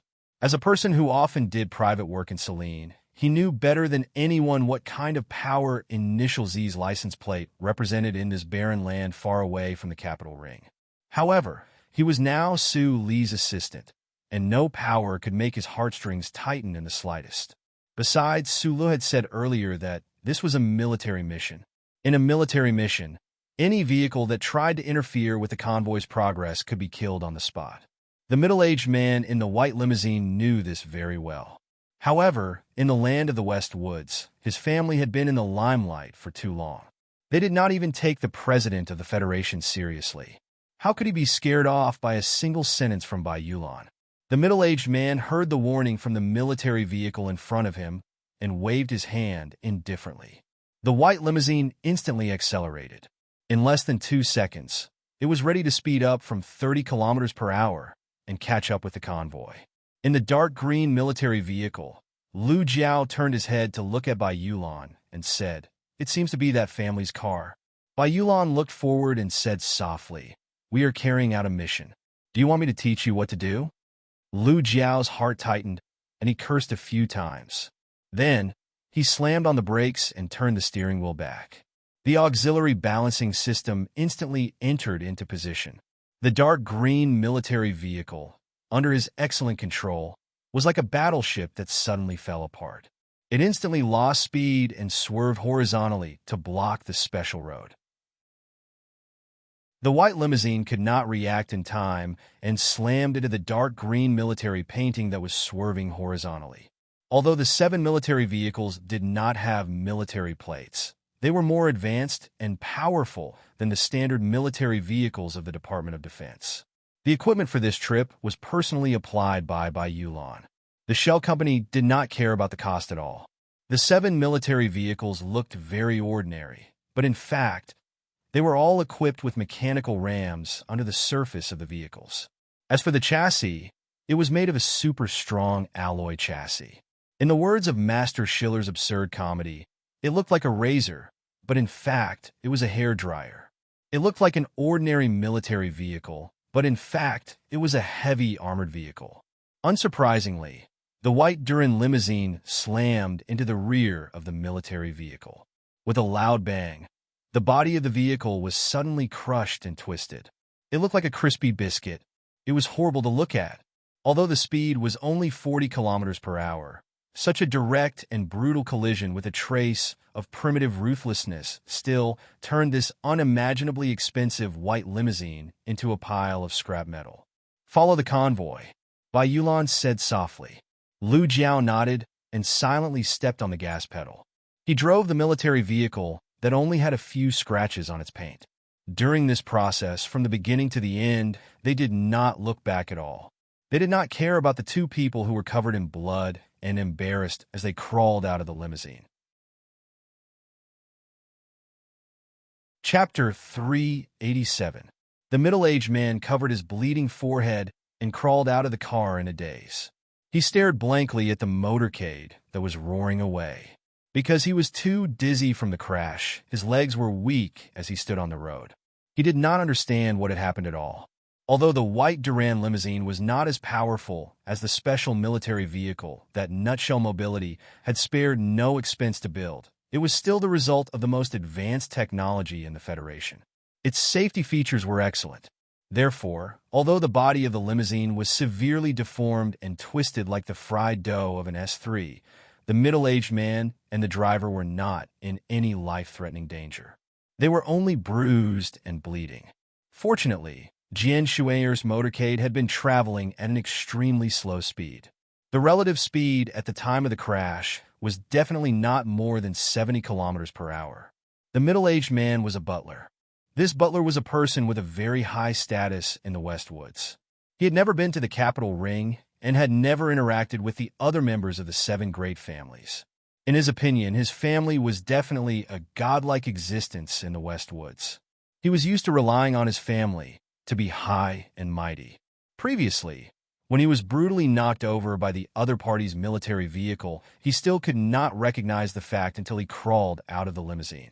After a long time, the middle-aged man finally woke up with a trembling body. Looking at the motorcade that was long gone, he stamped his feet nervously, lifted the hem of his white suit, and carelessly wiped the blood on his forehead. With a sobbing voice, he called his young master. "You idiot, didn't you reveal your identity?" A young man's calm voice with infinite pride came from the other end of the phone. "You can't even do such a small thing. They said they were on some military mission, but they could at least see the license plate of the limousine," the middle-aged butler said with a bitter face. He could not understand this matter. The conspicuous Z on the white Duran limousine's license plate represented an extremely prominent family name in the Westwoods. Why would a mere Federation star's motorcade dare to use such a barbaric and bloody method to stop him? "You're saying that they know who you represent?" On the other end of the phone, the young man's voice became cruel and rude. He said gloomily, "A star came to the military, but those guys in the capital ring are so mysterious. Get your ass back here. Don't embarrass yourself. I'm preparing a welcome party in the hotel. I'll give you an explanation then." Standing next to the white Duran limousine that was in tatters and smoking, the middle-aged butler was about to kneel down. He said humbly, "Young master, and nobody like me doesn't need an explanation. I just can't let you be wronged." The middle-aged man couldn't help but feel a chill in his heart. The bodyguards of the celebrity team seemed to be too tough, but in the blink of an eye, he calmed down.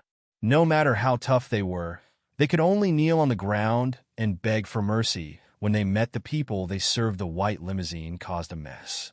Regardless of whether the person who signed the letter Ziki was an admirer of Jian Shui'er, it at least confirmed one thing. Jian Shui'er's itinerary, which was arranged by the Department of Defense, had been seriously leaked the moment they set foot in the West Woods, or even before that. Because of this, Su Lu was vigilant. He did not listen to the reports from his subordinates at the back. Instead, he directly ordered the entire motorcade to speed up. Before noon, according to the charter map, they passed through the ring highway of the capital of Sunset State and arrived at the Venus Hotel by the sea. The name of the Venus Hotel was very cliché, but the extremely conspicuous sign at the front door of the hotel, the dazzling star of the Federal Army, easily drove away all the cliché, leaving only a sense of awe and power, because this was the West Woods office of the Department of Defense of the Federation. In the past few decades, the Venus Hotel was not only responsible for receiving countless high-ranking military officers who came to participate in the Rotation War, but it also played a more important role. It was the guiding and coordinating organization between the Federation government and the local political forces of the West Woods region. The motorcade drove into the open parking lot behind the Venus Hotel. Not far away, they could see the clear blue sea water and the silvery, white beach through the palm trees. Although there weren't many girls playing in the water under the noon sun, hovercraft could be seen from time to time on the white waves of the sea. The professional sound, lighting, and computer equipment needed for the concert did not need to be unloaded. The professional security equipment on the military vehicles were all transferred down and began to be deployed along the weak points of the hotel's defense. This was a military hotel. Logically speaking, it should be very safe, but Magnolia, who was in charge of the security measures, did not relax. Group 7 had the security authority issued by the Department of Defense, so the hotel's military security department could only watch as they tormented their own expensive facilities, unable to stop them. Jian Shui'er was still wearing the casual sportswear with the hoodie. The wide brim of the hoodie covered her striking purple hair, and the loose-fitting clothes made the girl's body appear particularly petite. Su Lu wore sunglasses and walked beside her in silence along a pre-marked path. They walked into the hotel from the back door and prepared to take the direct elevator to the luxury suite on the top floor. Amid countless crisp electronic beeps, everyone went through the Federation's electronic monitoring network's second-level identity verification process. Being in the West Woods, the identity check was obviously more stringent than the Capitol Ring. 7 of the members of Group 7 were under the command of Gu Shifeng to set up the electronic security settings. At this time, there were not many people around Jian Shui'er, so it did not take too long. Everything was going smoothly, but when they stood in the luxurious corridor and waited for the special elevator, an accident that no one expected happened. The wooden door at the end of the corridor that looked unusually calm suddenly opened on both sides. Pleasant music and warm applause poured in with a whoosh. The music suddenly started, and Su Lu quickly moved. Before anyone could react, he blocked Jian Shui'er behind him. On his left, Magnolia, who had been lowering her head, also quickly put her right hand into her trouser pocket, ready to throw the beautiful military knife at any time. The rest of the members of Group 7 reacted slower, but it still took them less than half a second to grab the weapons hidden in their clothes and travel bags. "Welcome to the West Woods, Miss Jian Shui'er." An MC's enthusiastic and excited voice came from outside the door. Then the music stopped, and thunderous applause came from the hall at the end of the corridor. Dozens of men and women in luxurious clothes smiled and walked to both sides of the door, as if they were lining up to welcome something. Sister Tong's face was gloomy. She stared at the reception officer of the Gold Star Hotel and asked, "What's going on?" Jian Shui'er had originally come to the West Woods secretly. The venue of the Victory concert was far away on the terrifying planet at the front line, so the route and itinerary should have been kept a secret. However, she was discovered as soon as she left the military base.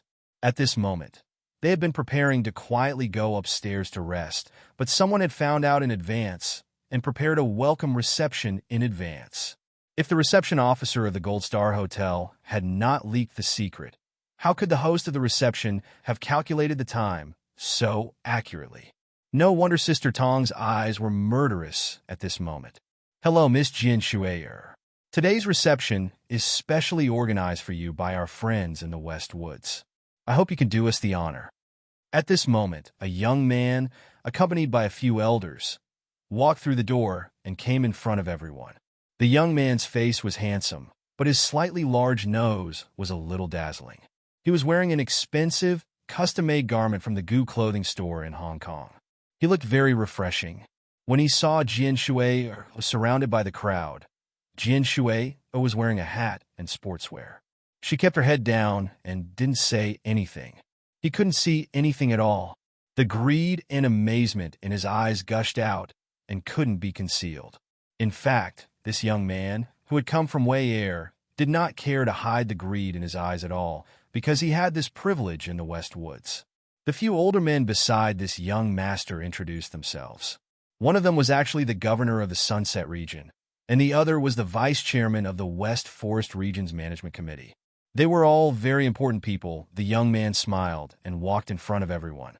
He did not think that Jian Shuier would reject his invitation at all, because the reception had already started and countless guests were waiting, and the people who came with him were all big shots in the West Woods political circle.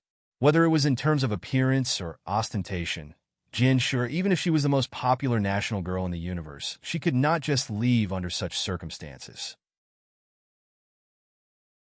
So he gently reached out and wanted to shake Jian Shuier's hand in a very gentlemanly manner. It would be best if he could give her a West Woods-style kiss on the hand. However, his hand was gently pushed away indifferently. Su Le glanced at Jian Shuier and saw her slightly shake her head imperceptibly. He did not pay any attention to the young man who was approaching him and directly said to the reception officer of the Gold Star Hotel, "I think you need to explain to the Department of Defense." Then he very naturally pushed away the hand that came out of nowhere and was reaching for his blind date. "I'm very sorry, Miss Jian Shuier is tired. She won't be joining the reception." Su Le looked at the people in front of him and said politely. He said it matter-of-factly, and the expressions of the big shots in the West Woods also changed, especially the young man. His smile became cold as he looked at Su Le and said, "Who are you to make decisions for Miss Jian Shuier? I'm the head of security, and I'm on a military mission." The young man raised his eyebrows and smiled slightly, as if he had heard something very interesting. Then the smile on his face gradually disappeared, and he said coldly, "Do you know who I am?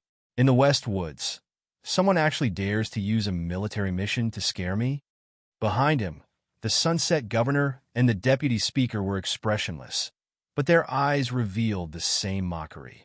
They thought to themselves, who in Silin's territory doesn't know that this young man's family represents the Federation's army? Who is he? Su Le was startled and turned around to ask Sister Tong. He really did not know the identity of this young man. Sister Tong shook her head. Everyone accompanying them shook their heads, and Lan Xiaolong even shrugged to express his confusion. Only Bai Yulan leaned over to Su Li's ear and whispered a few words.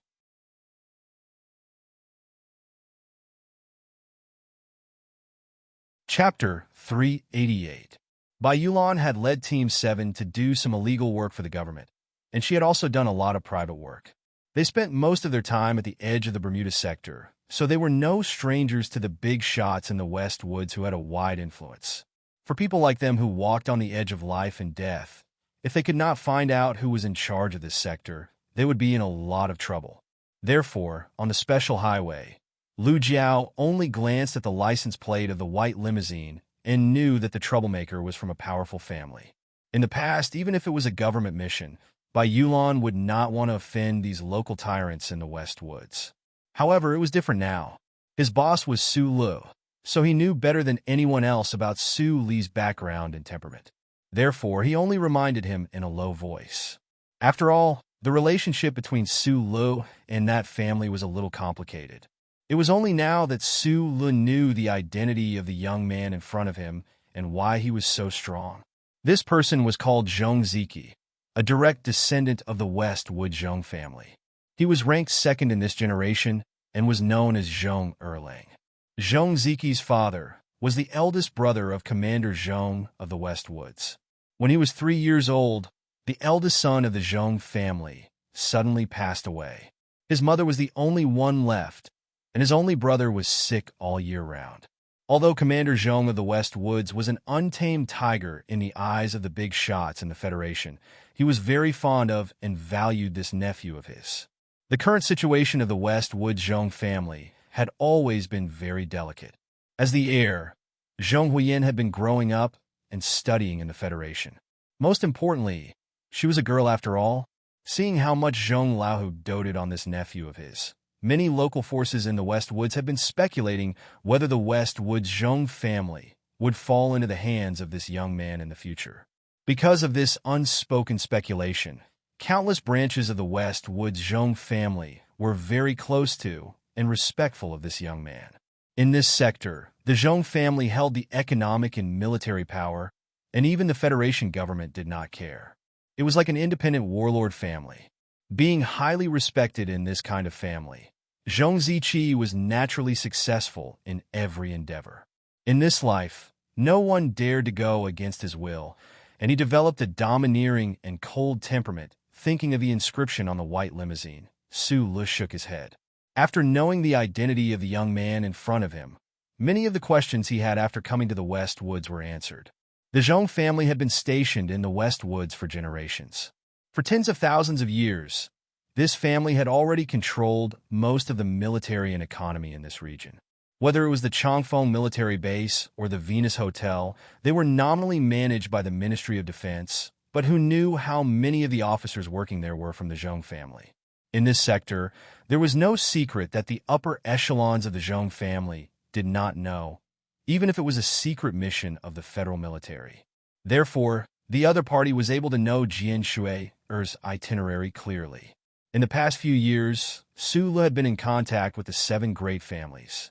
These terrifying families did not have much of a sense of mystery in front of him, and he could not feel the thunderous power of the 7 great families like the ordinary citizens of the Federation. Through today's encounter, he once again truly felt the true power of the 7 great families. A random young master chasing after a celebrity could actually get the cooperation of some powerful people in the military base and the West Office to accompany them. They could even get a governor and a deputy speaker to accompany them. The atmosphere in front of the elevator corridor was a little strange. The expensive carpet seemed to have sensed the anger of the West Woods Zhong family after being insulted, and it was trembling in fear. Su Lu lowered his head and listened to the report in his earpiece. He confirmed that Gu Shifeng had already taken control of the Venus Hotel security system and the elevator, and that the members of Team 7 had also finished cleaning up the top floor. He looked up and asked Jian Shui behind him, "You go up first. I'll take care of this." The national girl, who was wrapped in a hooded tracksuit, nodded slightly and walked into the elevator under the personal protection of Magnolia. Several members of Team 7 had serious expressions on their faces as they gripped the strap-on guns at their waists. Although they did not point their guns at the open door, the feeling of being unapproachable was clearly displayed. Zhong Ziqi was fanatically obsessed with Jian Shui, otherwise, he would not have caused such a big commotion today. However, his obsession was not the love of the national girl as a spectator, but the strong desire of a scion to possess all the beautiful things in the universe. However, from the beginning to the end today, even after knowing his identity, Jian Shui still didn't take off her hat to look him in the eye. She didn't say a word and just walked into the elevator silently, preparing to leave. A strong sense of disappointment and irrepressible anger welled up in his heart. He looked at the elevator and said in a deep voice, "Very good. Miss Jian Shui is tired. Go up and wash up. Change into a dress and rest for a while. The guests will be waiting for you downstairs for 15 minutes. I hope Miss Jian will not disappoint everyone. Don't disappoint me." In his heart, the national girl was his goal. As for her identity as a superstar, it was not in his eyes at all.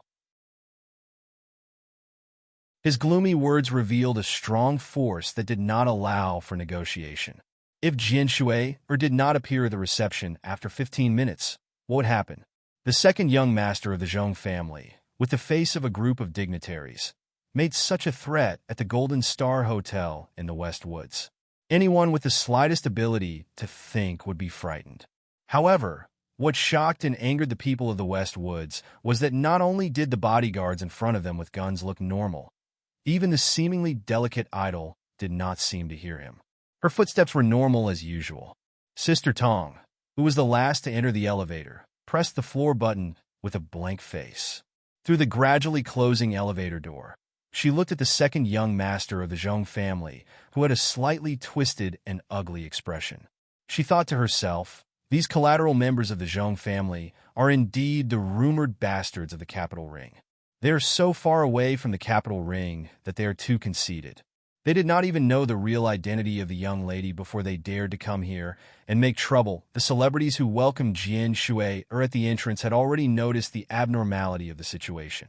The hotel's MC hurriedly explained a few words, saying that Miss Jian Shui had gone upstairs to tidy up first. He finally managed to fool them, but most people still smelled a trace of something wrong. Miss Jian Shui is here to give a military concert. I, Zhong Erling, dare not be rude. Zhong Ziki looked at Su Lu and said coldly, but who do you think you are? How dare you stand in my way? I don't care if you work for Blackhawk or Whitewater. In the West Woods, if I don't want you to be a human, you won't be a human. The meaning of this sentence was very clear. Jian Shui was famous in the universe, and this time she was working for the military. No matter how arrogant Zhong Ziki was, whether in terms of influence or other aspects, he couldn't really hurt Jian Shui. And if he was not satisfied later, Jian Shui's subordinates would become the target of his venting. Su Lu lowered his head and covered his ears, listening to the situation report from the intercom system. After confirming that Jian Shui had safely entered the room, he looked up and saw the second young master of the Zhong family and several political bigwigs walking into the hall. He felt that the situation was a bit tricky. Of course, he was not afraid of this playboy, even if he was the favorite nephew of the tiger. He was Jian Shui, security director, but after that night of drinking wine, the relationship between the two had some subtle changes. Jian Shui would definitely not attend this banquet. Would Zhong Ziki dare to go upstairs and snatch her away in public? If this shameless and absurd scene really happened, Su Lu didn't mind teaching these local tyrants a lesson. The reason why he felt it was tricky was because he didn't know how to deal with the second young master of the Zhong family. When it came to fighting and killing, he was not soft-hearted at all, but he had always been close to the Zhong family in the West Woods. Not to mention Little Watermelon and that lady. Just a few months ago, Commander Zhong firmly asked the president to pardon him, so he owed him a big favor. Was he going to beat up Commander Zhong's favorite nephew until he was paralyzed? Let me make a call. He took off his sunglasses and stood at the door of the hall, listening to the Zhong family's relatives, politicians, and military officers. Their words were full of ridicule and presumptuous ridicule. His mood gradually sank, and he took the military encrypted satellite phone from Lan Xiaolong. West Woods was too far away from the capital ring, so the phone took a long time to connect. It would take even longer for both sides to synchronize the call. The people who showed up at the welcome reception were all close friends of the Zhong family. The adult men who held important positions in various parties didn't show up, but the ladies and their friends did. After waiting for 15 minutes, the crowd still didn't see the appearance of the national girl. Gradually, their faces turned ugly, and they felt that they were greatly disrespected. In short, in the eyes of these powerful people in the West Woods, Jian Shui was just a star. They only showed up out of curiosity and to give face to the second young master of the Zhong family. Who would have thought that the star dared to disrespect them? Second brother, is Jian Shui still coming down? Isn't this a bit too extravagant? A lady from a collateral branch of the Zhong family stood up angrily, her eyebrows raised, and said in a sharp voice. Sitting at the front table of the reception, Zhong Ziki looked at his watch with a gloomy face.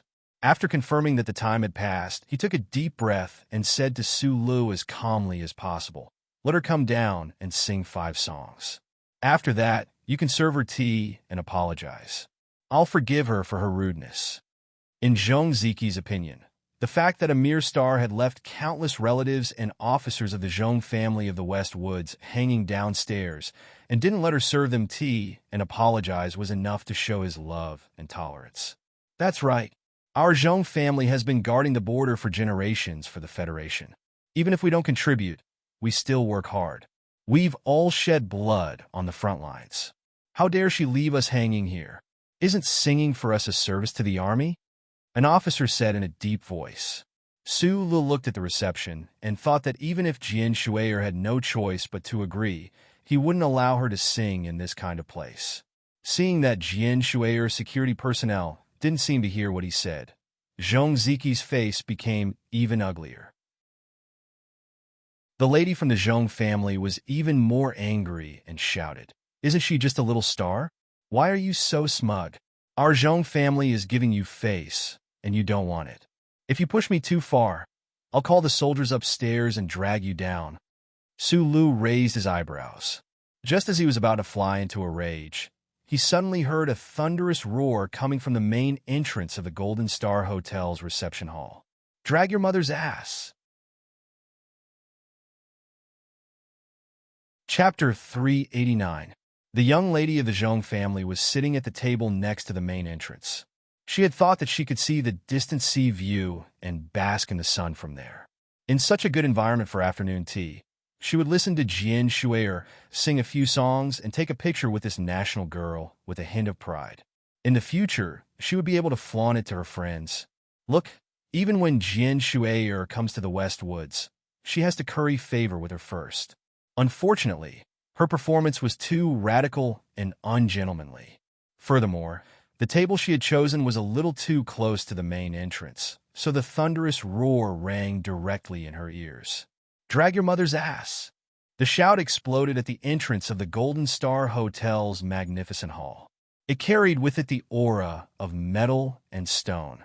It was extremely vulgar, but it was also extremely forceful. It shook the floor-to-ceiling windows slightly, and the empty glass in front of the young lady of the Zhong family shattered on the snow-white tablecloth with a buzzing sound. The violent roar still reverberated as a young officer strode in with 3 subordinates. The few of them walked with the wind like a magnificent army. No one dared to stop them. Countless pairs of eyes were attracted to them. The celebrities at the reception were extremely shocked. What kind of courage did one have to be able to shout so loudly? The young officer was tall and sturdy, and his tight military uniform seemed to contain infinite power. However, the facial features on his face were cold and gloomy, with a trace of youthfulness that had not completely melted away. His face and body formed an extremely clear contrast. That was because he was not yet 18. Even though he had the fierce reputation of being invincible in the army, he was still a youth after all. Most of the guests at the Golden Star Hotel recognized his identity with just a glance. However, they did not understand why this terrifying madman would appear at Jian Shuiyer's welcome reception. The young lady of the Zhong family was scared out of her wits by the roar. Her face was pale. Her fragile and proud heart had long shattered along with the glass in front of her. She frowned in fear and looked at Zhong Ziqi in front of her. Her voice trembled as she looked for the last bit of support in her spirit. "Second brother, to my ass." Madman Li coldly turned his head to look at this boring woman.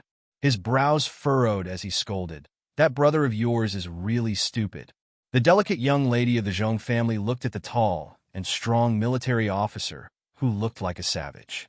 Looking at the cold, killing intent on his face, she could no longer bear the mental torture. Her eyes rolled back, and she directly fainted, falling into the arms of her boyfriend. Her boyfriend recognized Madman Li's identity, so he didn't dare to stand up and say anything. With a pale face, he hugged her and hurriedly retreated. "Madman Li, you scared my cousin until she fainted. Do you think you're very capable?" Zhong Ziqi was annoyed at this time. Suddenly, Madman Li came to disturb his mood. He became even more angry and asked, "What are you doing here?" Li Feng's expression darkened as he walked towards Zhong Ziqi. His strides were extremely large, and in a flash, he was already in front of Zhong Ziqi. Looking down at the Zhong clan's young master, Li Feng gritted his teeth and said coldly, "What do you think I'm doing here?" Zhong Ziqi only felt a gust of strong wind blowing in his face, and then Madman Li's body was like a mountain blocking his sight. Feeling the fierce intent, his body couldn't help but stiffen. He forced himself to hold on and said coldly, without showing any weakness, "Who knows what you're here for?" Sulu was still waiting for the call to connect. He suddenly found Li Feng at the scene.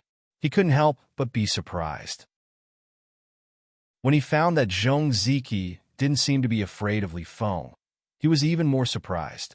It must be known that in the capital ring, the second generation of the 7 families had always avoided Li Feng. "You're also here for Jian Shuai?" Zhong Ziki suddenly thought that he had understood something. He sneered and said, "Are you going to stand up for her? This world is really strange. As the successor of the war god, you actually want to learn from the adults and fight for a woman?" When Li Feng heard this, his eyebrows gradually rose. A cold smile appeared in his eyes, as if he had heard something very funny. Li Feng, the only grandson of the war god Li Pifu, entered the army at the age of 12 and became the youngest lieutenant colonel in the history of the Federation at the age of 16. No one dared to talk about this inconceivable promotion speed behind his back. On one hand, it was because the Federation respected the Lees of Philadelphia. On the other hand, it was because all his military achievements were earned through real battles.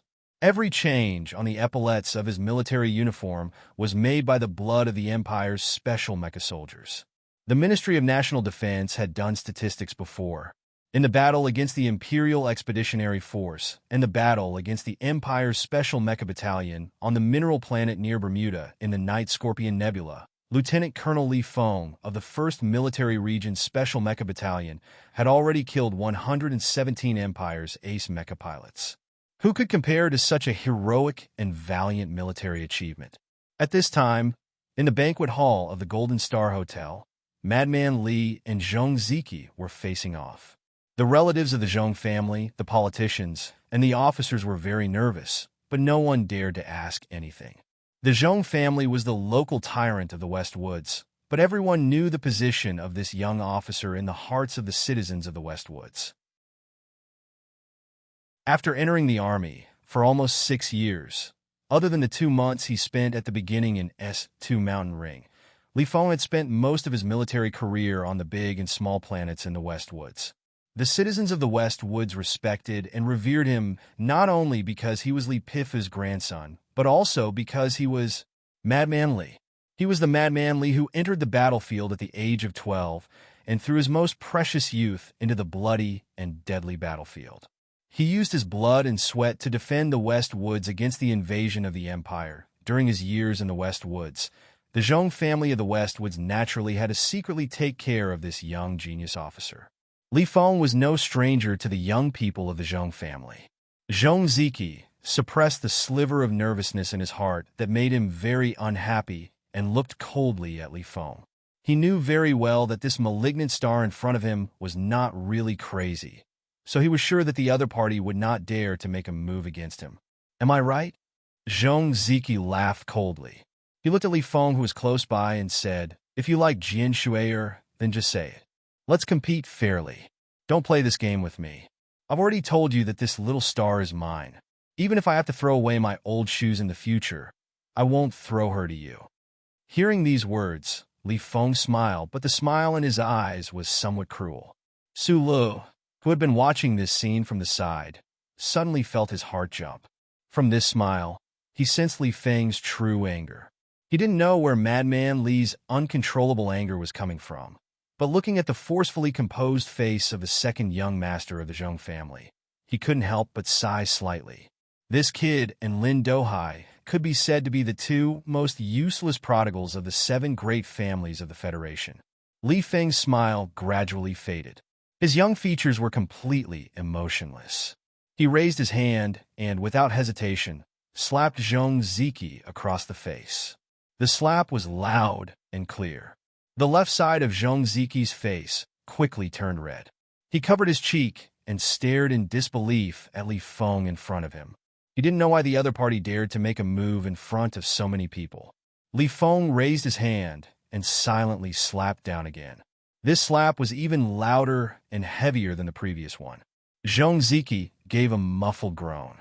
Blood flowed out from the corner of his mouth as he fell onto the snow-white tablecloth. As he prepared to struggle to get up, Li Feng coldly grabbed his throat and held him down firmly. With this sudden change, the people sitting in the banquet hall of the Venus Hotel could no longer sit still. They couldn't just watch the second young master of the Zhong family get beaten up like this. Although the person who beat him had a great background, this was after all the West Woods, the territory of the Zhong family. Even the officers who respected Li Feng hurried over. These officers knew how powerful madman Li was and nervously reached for the guns at their waists. Of course, they didn't dare to kill the only grandson of the war god on the spot. But if they didn't have guns, they were very worried that Li Feng would slap Zhong Erlang to death. However, Li Feng didn't give them a chance at all. He casually took out the gun at his waist, loaded it with a click, and coldly aimed it between Zhong Ziqi's eyebrows. He turned around and said to the nervous officers, "Whoever takes one step forward, I'll shoot him. Lieutenant Colonel Li, don't do anything rash." The governor of Sunset State hid behind the soldiers in fear and waved his hands in fear. He originally wanted to support the second young master of the Zhong family and see the national idol, but he didn't expect to see such a frightening scene. Although he was a big figure in the political circle of the West Woods, he was sandwiched between the Lees of Philadelphia and the Zhong family in the West Woods. He didn't have the courage to do anything. Li Fengli ignored this person. He looked coldly at the surrounding officers and said, "Throw away your guns. I'll take on all of you by myself." The officers' faces were very ugly. Looking at the second young master, who was pressed on the table, and the cold military pistol pressed between his eyebrows, they didn't dare to take out the guns at their waists, but they also didn't dare to throw away their guns, as Li Feng said. One person fighting all of you alone. How arrogant was that? These Silan officers knew very well that if Madman Li were to challenge them all on his own, they would still be the ones to be beaten until they vomited blood and fainted in the end. They would still be the ones to be beaten until they vomited blood and fainted. At this time, Zhong Ziqi showed a trace of the Zhong family in the West Woods. Although he was arrogant and unscrupulous, he had learned a trace of his uncle's tiger aura. He was awkwardly leaning on the table, and his eyebrows were in pain because of Li Feng's gun, but he still arrogantly roared, "Shoot if you have the guts. I'll see how you explain to your grandfather." Chapter 390. Just like Su Li's previous doubts, the sons of the aristocratic families and the descendants of the politicians in the capital ring, no matter if they were in Linyuan or somewhere else, would avoid Madman Li, who had just returned from the front line. This was because Li Feng exuded the aura of an iron-blooded and barbaric soldier. He never cared about rules and only cared about his fists. However, the West Woods was different from the capital ring. This was the front line of the war between the Federation and the Empire. It was customary to compare the size of one's fist here. The Zhong family of the West Woods was also fundamentally different from the other aristocratic families. The Zhong family had been in charge of the 4th military region of the Federation for generations. Most of the men in the family had been on the battlefield. Although Zhong Ziqi never had the opportunity, he had also studied at the West Woods Military Academy. He was not like the other aristocratic families who would be scared and run away, like a little white rabbit when they saw Madman Li with his tough military style. At this time, Zhong Ziqi had a cold gun barrel pressed against his forehead, but he still dared to roar at Madman Li. Other than the legacy of the Zhong family of the West Woods, more importantly, the entire Zhong family of the West Woods knew very well how much they had sacrificed to guard the border for the Federation. For decades, the soldiers of the West Woods shed blood and shed blood. They fought hard against the Imperial Expeditionary Force again and again to bring peace and prosperity to the core of the Federation's capital ring. It could be said that they had worked hard and contributed a lot. The most important thing was that the Zhong family had guns in their hands, so they were confident. Li Feng was the only grandson of the war god, but if he really dared to shoot the favorite nephew of the Zhong family's tiger, he would have to pay with his life in this kind of atmosphere. Even the old man who was on the shore of Lake Feiqing and whose heart was in the Federation universe might personally hand Li Feng to the West Woods people in order to appease the West Woods people. "Why do you want to shoot me?" Zhong Ziqi had already felt Madman Li's undisguised killing intent. Suppressing his emotions, he grabbed the gun and roared, If you can't give me a reason today, I'll still win this case, even if we go to Philadelphia." In the eyes of everyone present, the Zhong family of West Woods was hosting a reception to welcome the nation's young ladies for the second young master. Although it was a little overbearing, what did this have to do with Li Feng? If it was really as everyone had guessed, Madman Li was jealous of the Zhong family's young lady. He had scared the young lady of the Zhong family with a shout and slapped Zhong Erling twice. Now, he actually dared to pull out a gun and threaten to kill. This was too unreasonable. Li Feng frowned, looked at Zhong Ziki, and asked, "You want a reason?" Zhong Ziki laid on the table with his head up, looked at the ceiling, and snorted. At this time, Su Le finally got through the phone. He whispered a few words and narrowed his eyes to look at the conflict in the banquet hall. He was worried that Madman Li wouldn't be able to deal with it, so he was ready to go over there to solve the problem. However, he found that Sister Tong had unknowingly walked over to him. "It's very lively," Sister Tong said helplessly. "Miss asked me to come down and see the situation, but it seems that I don't need to." Li Feng held the gun with his wrist and pressed it down again, using the muzzle to press Zhong Ziki's head hard on the table. When he was about to say his reason, he saw Sister Tong from the corner of his eye.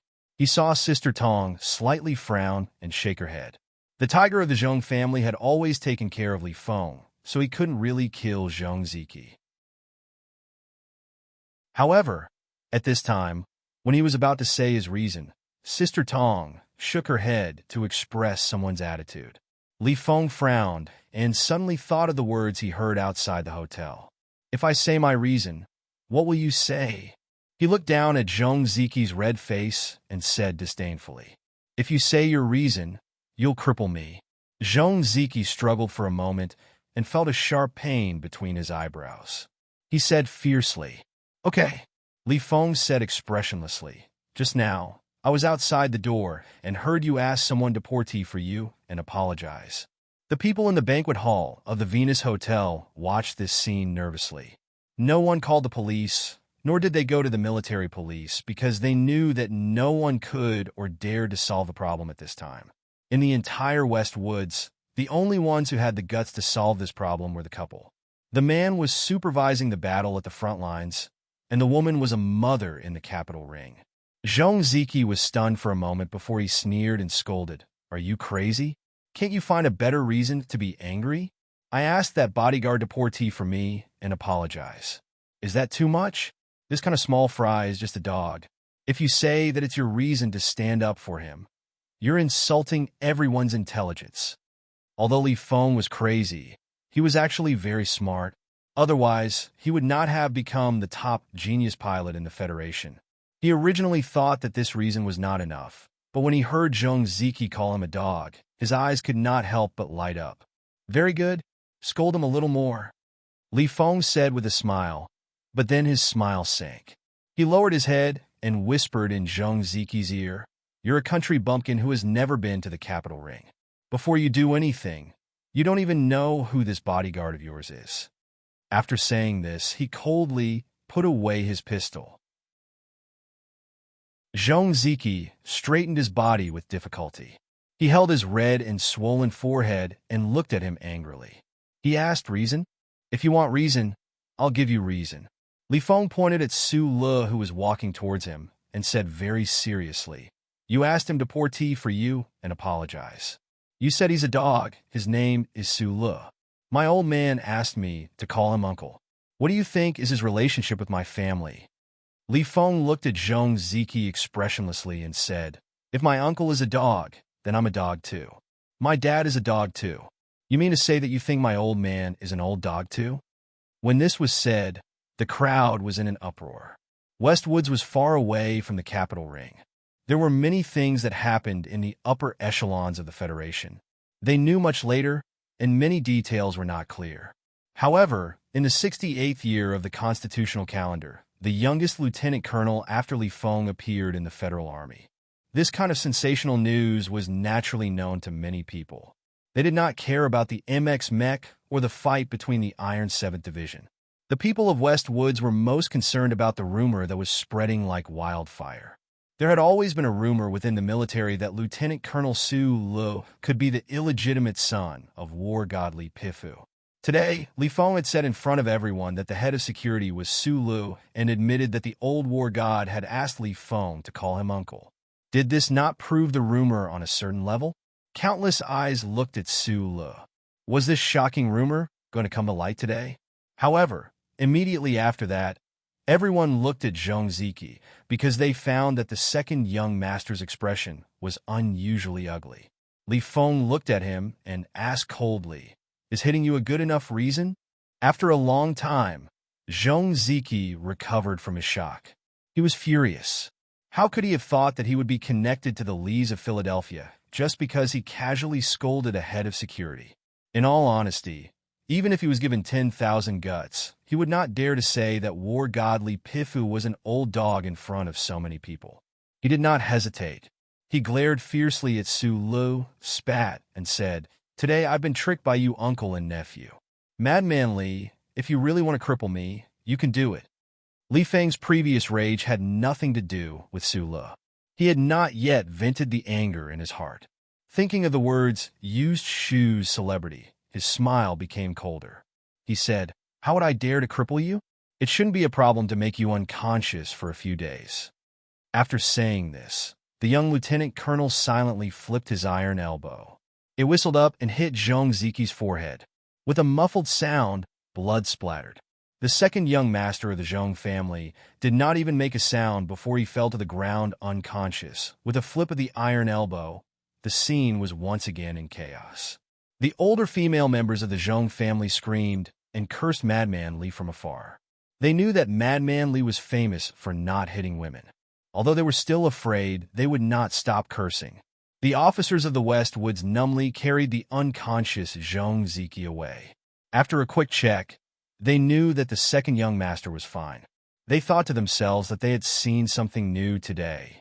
The second young master was actually bullied to the point that he could only take a beating, and they could actually see the illegitimate son of the war god with their own eyes. The scene was chaotic. Su Lun narrowed his eyes at the scene and could not help but feel that Madman Li was indeed a fierce child. The matter had clearly been resolved, but he still had to hit someone with his elbow. However, he was puzzled. Madman Li would never stand up for him. So where did his anger come from? He walked to the top of the stage, politely took the microphone from the dumbfounded MC, and then attached his phone to the microphone. On the phone, Madame Zhong's indifferent and dignified voice was played out by the speaker, and immediately the chaos in the hall was cleared up. "I've heard everything. From today onwards, second young master does not need to return to Jingwei. He will be grounded in the old house until the commander returns from the front line." Madame Zhong was on the capital ring, thousands of kilometers away. She said to her family members in a deep voice, "Don't you all have too much time on your hands? How dare you mess around with him? Get the hell back."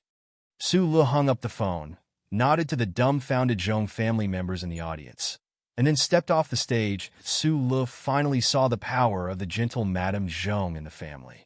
It was just a phone call, and the proud and angry Zhong family members in the banquet hall were suddenly frightened. They did not dare to cause any more trouble and scattered like birds and animals. Finally, the Venus Hotel was quiet again. "Don't think too highly of yourself. I am standing up for you." Li Feng looked straight ahead and said coldly, "I am just looking for a reason to vent my anger." "Yes, but you haven't called me uncle yet," Su Lu said seriously. Sister Tong smiled on the side. Li Feng's face was a little ugly, but he did not want to say anything else. When they reached the top floor, Sister Tong naturally invited Li Feng into the suite where Jian Shui was. Su Lu frowned slightly.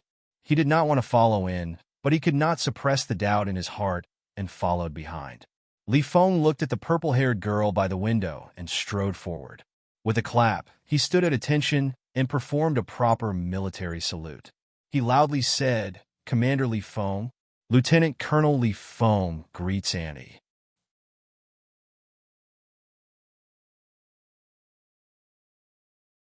Chapter 391. Jian Shui sat quietly on the balcony by the window. She wore a blue and white striped cargo pants and a loose red shirt. She looked as comfortable as a girl next door. The suite was very large. The darkwood balcony was warm and smooth. It might be very comfortable to sit on it, and it should also be very comfortable to read under the sun. Therefore, when the door was pushed open, she didn't even turn around. Her purple hair gently fell down from her forehead as she swept her eyes over the pages of the book. The first time Sulu saw her up close was in the ward of the 1st Military Region's General Hospital. That day, the sun was also shining through the window. Jian Shuier was wearing a plain dress. She was as beautiful as a young girl who had walked out of an oil painting. Now that he saw the girl under the sun again, he should have felt some emotions, but all the emotions in his heart had long been attracted by Madman Li's words. Other than shock, he couldn't feel anything else. The popular national girl Jian Shuier was Li Feng's aunt. She was a member of the Lis of Philadelphia. Su Lu stood at the door and stared blankly at the girl under the sun by the window. For a moment, it was unknown how many complex emotions and speculations surged into his mind, destroying his extraordinarily thick nerves and the calm calculation ability unique to engineers. When Sister Tong left the room, she glanced at this young officer in surprise. She was fooled by Su Li's calm appearance, believing that Su Lu already knew Jian Shuier's identity. She couldn't help but sigh at his ability to disguise himself on the warship. She only knew that the old war god valued Su Lu, but she didn't know that Su Lu had an intimate relationship with another person in the Lis of Philadelphia. Su Lu lowered his head slightly and followed Sister Tong out of the room. He then gently closed the door, put on his sunglasses again, and stood guard outside the door. However, when he gripped the door lock and put on his sunglasses, his usually steady fingers actually trembled slightly. The national girl sat on the windowsill, her long eyelashes glowing with a charming luster under the sun. She did not move for a long time, looking as if she had fallen asleep. However, when Li Feng stood behind her for a few seconds, the girl reached into the snack belt beside her and took out a piece of egg yolk pastry. She brought it to her mouth and chewed it. She frowned slightly and said, "I'm not an officer. Don't do this in front of me. Isn't that the family's rule? You flew out when you were young, but Grandpa liked you so much. I don't have your charisma." Li Feng took off his military cap and sat on the chair in a well-behaved manner. He looked at the girl by the window and nervously explained, "When my family told me that you were coming, I was carrying out a mission. I just got off the front line the day before yesterday, so I came a little late. There were not many people in the family by Lake Feicheng. Jian Shuier left when she was less than 12 years old and began her own independent life in the capital. However, whenever there was a chance, the 3 generations of the Li family would always find an opportunity to get together, especially when Li Feng came back from the front line. What made Li Feng sad was that although the girl by the window was only a year and a few months older than him, she was his elder. When he saw her, he had to respectfully call her aunt. In the family by the lake, the person who was doted on the most by the old man was not him, the brave young man, but this purple-haired girl. Li Feng, who was not afraid of anything, would always feel uneasy in front of his little aunt, Jian Shuier, due to the habit he had developed since he was young. Recently, the military has made a big move. I have to go back to the front line at night, so I will leave in a while. Li Feng said, "Aunt, I didn't handle today's matter well. Please don't blame me." Jian Shuier put down the book and turned her head to glare at him unhappily. She handed over the bag of synthetic egg yolk and said, "You only know how to fight and kill every day. This kind of thing can be solved by directly calling Mrs. Zhong. Even if you don't have the face to do so, it's fine to let the old man do it." It was strange that this girl, who had just celebrated her 19th birthday, used the tone of an elder to reprimand Madman Li, who killed people like flies. Not only did it not feel absurd, but it also seemed very natural and friendly. "Didn't you hear the second master's unpleasant words? Fortunately, you are the one who came to hold a concert for the military. The person he fanatically worships is you. If it were any other star, wouldn't they have fallen into his evil hands?" Li Feng sneered and said, "He didn't have time to do anything. Otherwise, I think Zhong Laohu would have to put righteousness before family." The relationship between the Lis of Philadelphia and the national girl idol was a secret. The big shots in the Federation who vaguely knew about this only knew that the two were related by blood, but they didn't understand the real purpose of the military god forcibly blocking this relationship. Li Shizhu tried his best to pursue Jian Shui'er. On the one hand, it was because of love, but at the beginning of the blind date, who could say that the old man wearing the small round hat was not trying to establish a close relationship with the most powerful family in the military? Lady Tai knew that after the blind date arranged by Li Jiedu, she went to Philadelphia to meet the old man. She directly expressed her dissatisfaction with the Li family's attempt because she was the only one who knew the purpose of the Lees of Philadelphia blocking this relationship. You are alone in the front line. Be careful. Jian Shui'er looked at Li Feng, who lowered his head and ate the egg yolk cake, and said with concern, "You are the only grandson of the old Li family, and these years you have been a thorn in their side. The people of the Empire are cunning and ruthless. In order to kill you, they will do anything. Of course, I know your ability, but the problem is that don't be too brave. Don't think about how many times you have been injured in these years." "I'm fine." In front of Jian Shui'er, Li Feng was more like a big boy who had not completely left his adolescence. While eating the egg yolk cake, he said vaguely, "Annie, the place where you held the concert this time is really dangerous. The problem is that I am on a mission, so I can't stay with you." "It's okay." The old man specially arranged someone. Jian Shui'er thought of Su Lu, who was standing at the door before, and cutely tilted her head and fell into deep thought. She wondered how the small-eyed boy's mood would change after knowing her true background. There is no problem with the small-eyed man's ability. Li Feng wiped the crumbs from his mouth. After thinking for a moment, he seriously gave Su Lu a fair evaluation. "But as I said before, the military has been making a big move recently. I always feel that it is not appropriate for Annie to come to the West Woods at this time." The federal military had strict discipline. Although facing his Annie, Li Feng still could not explain in more detail. Jian Shui'er smiled slightly and handed him a wet tissue, but she did not care. Li Feng thought of the federal military's recent military deployment and war preparations that had not stopped recently. Looking at his Annie's sweet and warm smile, a shadow flashed in his heart. "Is the egg yolk cake delicious?" On the observation deck on the top floor of the Venus Hotel, Su Lun narrowed his eyes and looked at the blue sky and white sand, and asked Madman leaning next to him. Then he took out the 37 brand cigarettes, lit one, and handed one over. "I don't smoke." Li Feng rejected the cigarette that represented some kind of peace.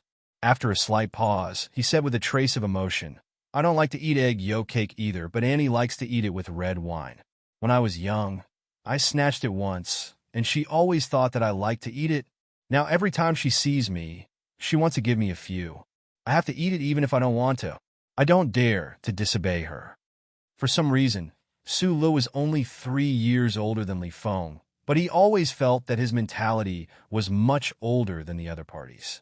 No one in the Federation would treat this Lieutenant Colonel Madman Li, whose hands were stained with the blood of the Empire's invaders, as a youth. He subconsciously felt this way. At this moment, when he heard the trace of emotion in the other party's words, he felt a little uncomfortable. He took a deep breath of the cigarette, and then he exhaled the light green smoke into the dark blue westwood sky. He narrowed his eyes and said, "It seems that no one has ever known that Jian Shui'er is Director Li's younger sister. Those who know about this matter are not humans." Li Feng mocked the big shots in the capital ring. His father, Major General Li Jiedu, was now the vice director of the 1st Military Academy. Then, a strange expression flashed across his face. He stared at Su Lu and asked, "Did no one tell you?" "Tell me what?" Su Li's heart shrank slightly. "Auntie is granduncle's biological daughter." Li Feng stared at him with furrowed brows and said in disbelief, "Then Annie doesn't know that you are granduncle's student." The second spring thunder rang in Su Li's heart. Although he already had an extremely strong premonition when he heard about Jian Shui'er's identity, he was still a little confused and helpless by this news. He numbly shook his head. What a mess! Li Feng suddenly felt some sympathy for Su Lu. Those old guys threw you into a pile and actually asked you to play a guessing game. I really don't know what they are thinking. The answer to the riddle is finally revealed. Su Lu lowered his head and slowly put out the cigarette on the railing. Li Feng was silent for a moment, and then he shook his head and said, I just feel very regretful. If this mess continues, it will become more and more impossible for me to kill you. That's true. No matter what, I am your uncle now. Su Lu put the extinguished cigarette back into his palm and answered softly. Li Feng turned and left. The Westwood sun shone on the young lieutenant colonel's face, but it illuminated a bit of anger and embarrassment. The military vehicle drove toward Longwind Base. 3 subordinate officers in the vehicle followed him around all year round, so they were not afraid of him. They looked at his face and asked, Lieutenant Colonel, what is troubling you so much? If I have to call that guy uncle, I will be full of complaints. Li Feng frowned and said coldly, when I think that I may have to call him uncle in the future, I can't wait to kill him right away. Su Lu needed time to understand the shocking secret he learned today, so he directly went back to his room, took a hot shower, and then sat on the bed in a daze. Jian Shui'er, the national girl who was loved and respected by the people of the Federation, was the relative of the Federation's military god, Li Pifu. If this news was published by someone, it would definitely be listed as one of the top 10 news of the year, or even the most shocking news. For Su Lu, this truth really shocked him. And the fact that Jian Shui'er was his uncle's biological daughter, left in the world, made him feel even more confused and helpless. There was a light knock on the door. He wiped his wet hair with a towel, forced himself to calm down, and said, Please come in. Chapter 392. While the banquet hall was in chaos, Team 7 had begun an internal investigation in secret. It was not hard to imagine that the Zhong family in the Westwoods knew all their whereabouts. However, the arrangement of Jian Shui'er sitting in the black car was only known to the people in the team. Even this was clearly known by Zhong Ziqi's subordinates, so there was obviously a mole. In less than 2 hours, Team 7 found a suspect, the assistant director of the concert's technical team. This assistant director had come into contact with the Zhong family at the Silin Sector's Interstellar Space Inspection Station. The other party had bribed many details of the team with a large sum of money. By Magnolia used some unknown method to make this assistant director spit out all the gray income and was then thrown on a long-range spaceship back to the capital ring. Back in S1, what awaited him was a complete loss of reputation. As for the relevant officer in the Changfeng military base who leaked the secrets, neither Su Lu nor Team 7 could do anything about it, so by Magnolia could only send the information to the Department of Defense. The legal department will definitely come up with an opinion, but the Department of Defense's voice has never been very loud in the Westwoods, by Magnolia said softly. Sula didn't care what kind of methods the men in Group 7 used to destroy the assistant director's life, wealth, and reputation. Since the assistant director had done something wrong, he must pay the price. He just thought about the people from the Zhong family he met today and vaguely understood why the Federation government had been trying to suppress the Zhong family in the Westwoods. A big family with military power far on the front line was indeed too heavy for the Federation. We will depart to 5,460 in 3 days. Although the military is in charge of the defense of the concert, everyone needs to be alert. That is the real front line. I heard that there are 70,000 Imperial Expeditionary Force hidden in the mountains of the Northern Hemisphere. Su Li's heart was also heavy. He put the wet towel beside him and looked at By Magnolia. We can't let Miss Jian Shui'er get hurt. By Magnolia did not know about Jian Shui'er's secret identity, but she sensed the seriousness in Su Li's voice. She nodded and said softly, The president of the Golden Star Hotel, who is also the director of the Department of Defense's office in the Westwoods, Major General Chiaoda, wants to see you. Su Lu was slightly stunned. He looked at By Magnolia and immediately reacted.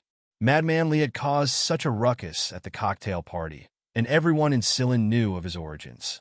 Naturally, someone like the director of the Department of National Defense's office in Silin would need to explain to him what had happened earlier. Whether the rumor was true or not, at least the federal military knew that Su Lu was chosen by the war god. I'm not used to dealing with this kind of thing. My current identity is just a bodyguard. Su Lu shook his head and said, Don't worry about the things in the Sunset State. We won't be staying in the West Woods for long. You and Lan Xiaolong should quickly come up with a plan for the concert security. The original plan? I think it needs to be revised. I have a feeling that this concert is not that simple. After By Magnolia left, he simply cleaned up the room and cautiously declined an invitation to have dinner with one of the generals of the 4 military regions.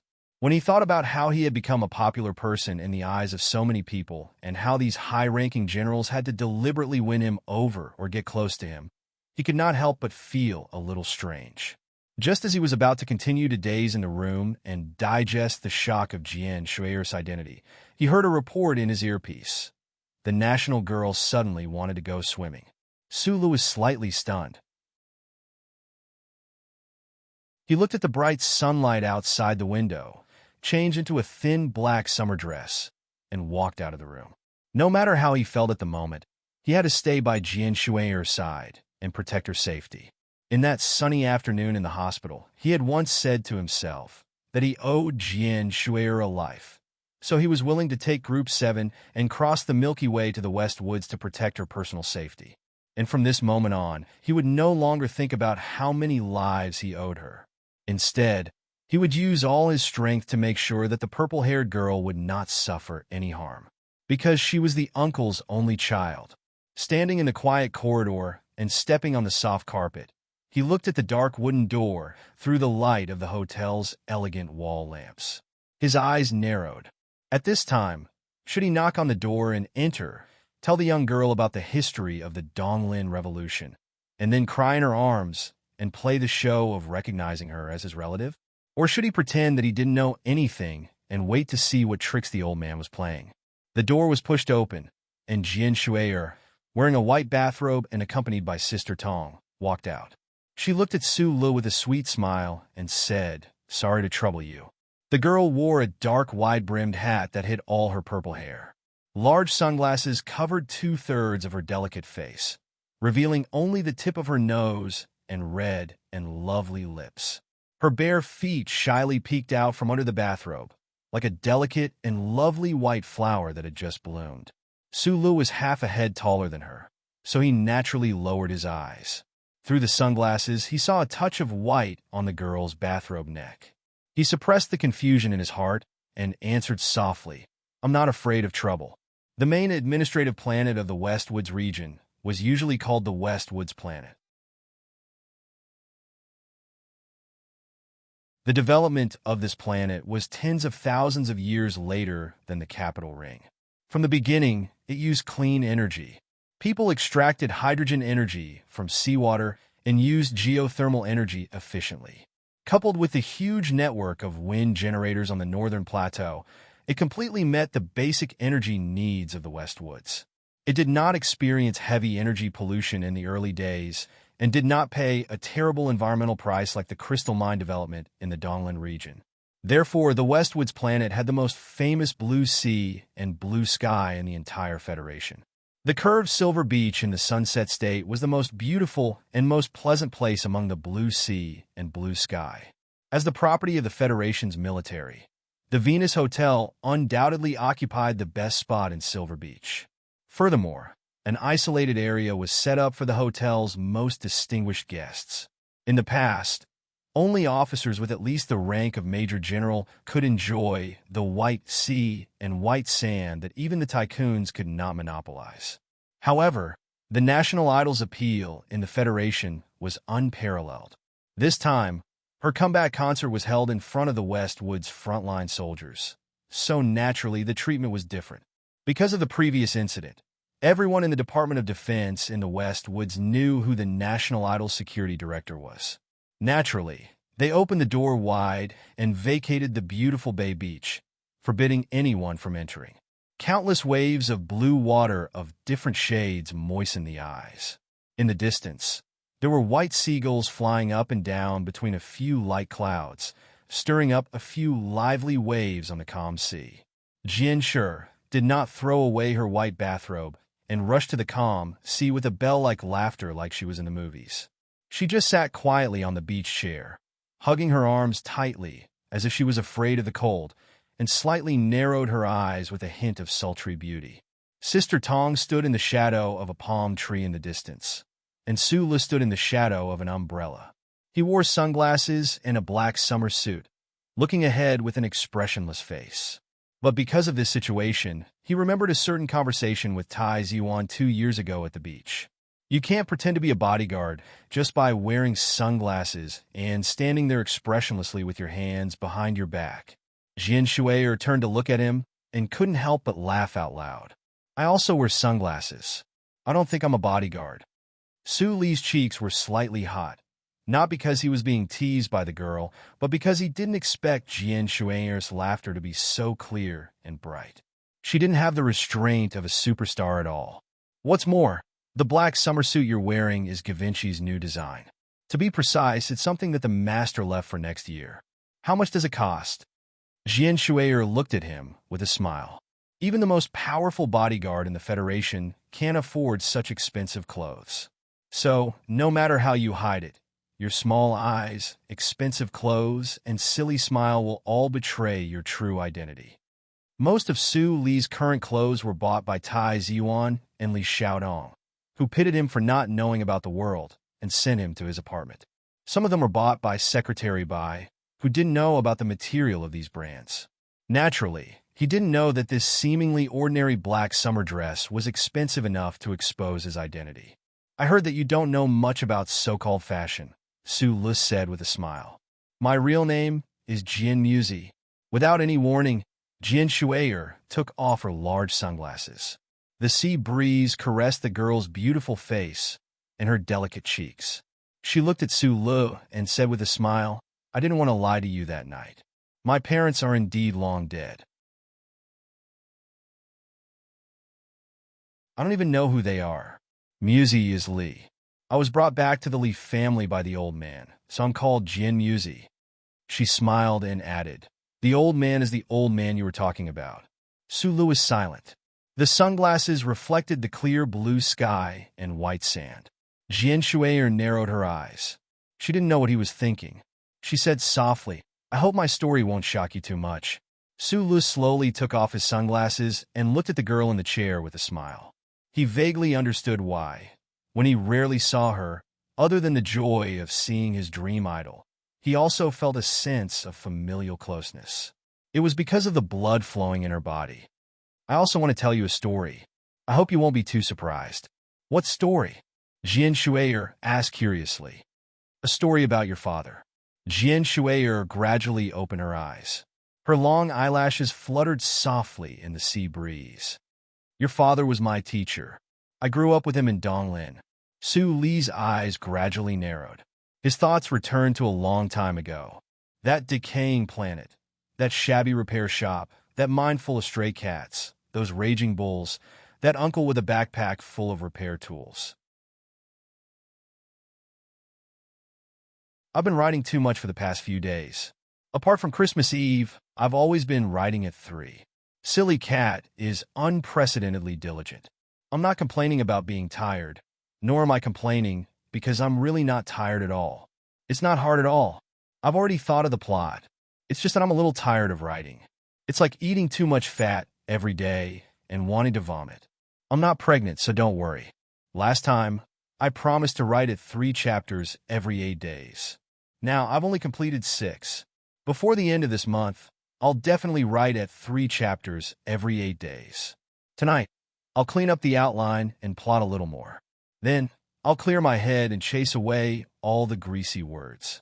I'll grab some clarity from the air and stuff it back in. Tomorrow, I'll continue to be invincible. Ugly girl invincible? Tut-tut. See you all tomorrow. Lard has no intention of writing at 3 chapters every night. I'm calling everyone to vote for me after midnight, because the rankings will be updated on Monday. Again, I've only just realized that last week's rankings were really good. Also, I'm in a good mood to get these votes because they're free. Brothers and sisters, please bear with me and support me. I sincerely thank you.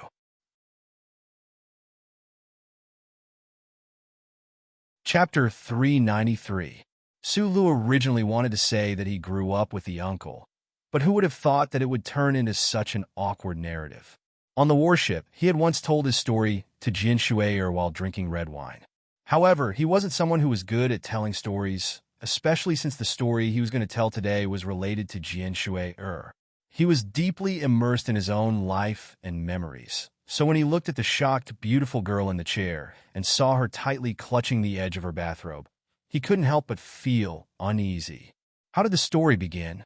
He could guess why the uncle abandoned his own flesh and blood, but he did not know whether he should tell her or not. Should he say that when they were in Donglin, the uncle would go to the sanatorium every week to visit prostitutes while he was in charge of paying the bill? Or should he say that when the uncle was in a good mood, he would take him to sit in the repair shop on Xianglan Avenue and admire the white and tender thighs of the policewomen in short skirts and boots through the floor-to-ceiling glass window? Let's start with the heavy repair tools behind the uncle's butt. Those seemingly simple tools, such as the star-shaped screwdriver, were like a string of proud wind chimes, constantly colliding with the uncle's sturdy and proud, but producing a proud and crisp sound on the other side of the deserted mine pit and the electronic wall. Telling the uncle's story to Jian Shui was tantamount to letting Su Lu reminisce about his life in Donglin. He spoke more and more naturally and smoothly, and his slightly squinted eyes grew brighter under the sunlight. They were not tears, but reminiscence and sadness. As he reminisced and narrated, Su Lu understood many things.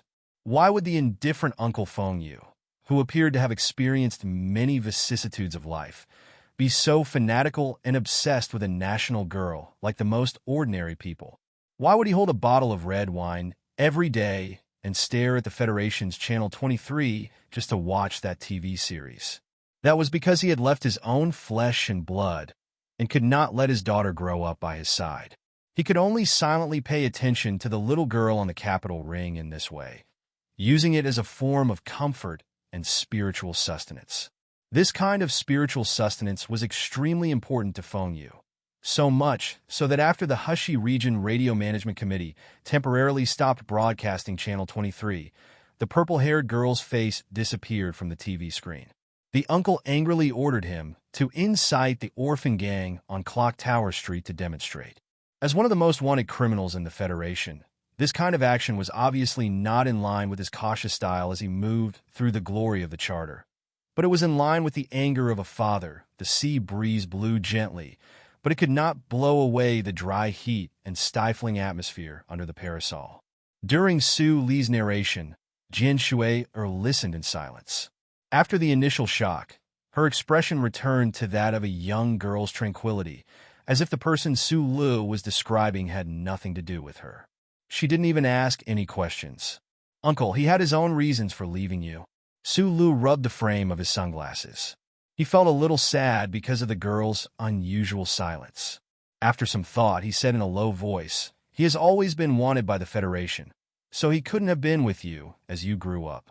When you were in Eastwood, he was actually always silently watching you. Although he never said it, I know he must have missed you a lot." Jian Shui sat in the chair without moving. She had maintained this posture for too long, causing the back of her neck to feel a little numb. She suddenly took a deep breath and asked with a sweet smile, "Last time you told me that you escaped from Eastwood. You also said that you had an uncle who was killed and that you couldn't take revenge. The uncle you were talking about, is it the one you were talking about right now?" The storytelling took a long time, and it was already dusk. The shadows under the parasol swayed slightly. The surface of the sea was quiet. Su Lu dared to look at the smile on her face and the cute dimples on her cheeks. He forced himself to raise his head and look into the distance with some confusion. However, his eyes were narrowed by the scorching sun that was gradually moving toward the horizon. A girl who had lost her parents when she was young suddenly found out that in the past years, her father had lived on some declining planet in the universe. However, before she had the chance to be pleasantly surprised, she was forced to accept the fact that the father she had never met had long since died. What a cruel plot this was. After a long silence, he opened his mouth with some difficulty and admitted, "Yes." Jian Shui didn't cry. She only furrowed her brows in an extremely pretty manner. She propped up her chin and looked at the sea that was rippling with thousands of golden threads. She was incomparably peaceful, and there was even a hint of a warm smile on her face. It was as if she was thinking about some profound, but also very interesting philosophical question. After a long time, she opened her eyes wide, blinked her eyelashes, and asked curiously, "Why is he wanted by the Federation?" The old man never told me these things. He only said that he had died a long time ago. Su Lu replied, "Your father is the #1 target of the Bureau of Proclamation." He didn't know how much makeup had been applied on the history of the past, or how many black clothes had been worn, but he didn't want to use things that he didn't know to explain anything for the uncle. This was the effect of the same pride in the different temperaments of the master and disciple in the mind. A very simple explanation was better than thousands of explanations. The glory of the charter had never made a mistake. Jian Shui hugged her shoulders tightly, somewhat at a loss, and then smiled slightly with unknown emotions. A moment later, she turned around and pursed her lips proudly. She raised her head to look at Su Lu behind the chair, who was using his distant eyes to hide the emotions in his heart. She asked, "It seems that the old man wanted you to come with me to the West Woods because he wanted to tell me this through your mouth." The Federation's god of war, Li Pifu, was the most dazzling star in the universe. He was revered and worshipped by countless people. Even the royal family of the empire, who wanted nothing more than to eat his flesh alive, would always have a trace of reverence when they mentioned him, in addition to hatred. There were probably only 2 people in the universe who dared to call him Old Man. The time when Su Lu had blurted it out in Qingqing prison didn't count. The only people who dared to call Li Pifu that way happened to be a father and daughter pair. Things like blood ties were really wonderful. However, when Fengyu mentioned his biological brother, he used the 3 words "old man" to express some kind of disdain and ridicule. Jian Shui called him that, but it represented Li Pifu's unparalleled love for her and her affection for this old man. "That might be one of the reasons," Su Lu replied. Jian Shui didn't ask any more questions. She turned her head and squinted her eyes to look at the sea. Her beautiful and petite face was filled with faint loneliness and sorrow. She was the most adorable and well-liked national girl, but this didn't mean that she wasn't intelligent. In fact, the people from the Li family were either demons or monsters or elves that had fallen into the human world. Therefore, she didn't angrily ask the Li family why they watched as her father was wandered and died. She also didn't painfully grab Su Li's clothes and ask him to explain that her father wasn't a bad person, but rather someone who had been framed. This kind of plot was a drama, not real life. "Thank you for telling me everything about my father. From your story, I can roughly imagine what kind of person he was." Jian Shui stood up from the chair and gently untied the belt of her bathrobe. She said softly, "In my imagination, his life must be a mess. You were so young back then, and you had to take care of him. I really can't imagine." Jian Shui took off her bathrobe, turned her head, and looked at Su Lu with an extremely serious expression. She was wearing a dark blue swimsuit. It was a conservative one-piece swimsuit, but the clothes-fitting material exposed the girl's youthful and attractive curves. "I'll give you a hug." She walked forward and gently hugged Su Lu. Her tone was playful, but extremely sincere. "Thank you for taking care of him for me in Donglin for so many years." Feeling the warmth from his arms and smelling the faint orchid scent in his arms, Su Li's body stiffened slightly. His emotions were slightly disturbed, but he didn't have any distracting thoughts. He only felt a trace of sadness as he thought of the days when he cooked for his uncle every day and paid for his prostitutes. Jian Shui left his embrace and laughed cheerfully as she ran towards the golden sea. The unpainted waves just now couldn't stop her. Her laughter was so clear on the quiet beach, like a round crystal that had been washed by the sea for hundreds of millions of years. Su Lu knew why Jian Shui could laugh so happily after hearing the story, but he liked to hear her laugh. They had been together for a long time, and the idol of his dreams was by his side, showing the truest side of her life.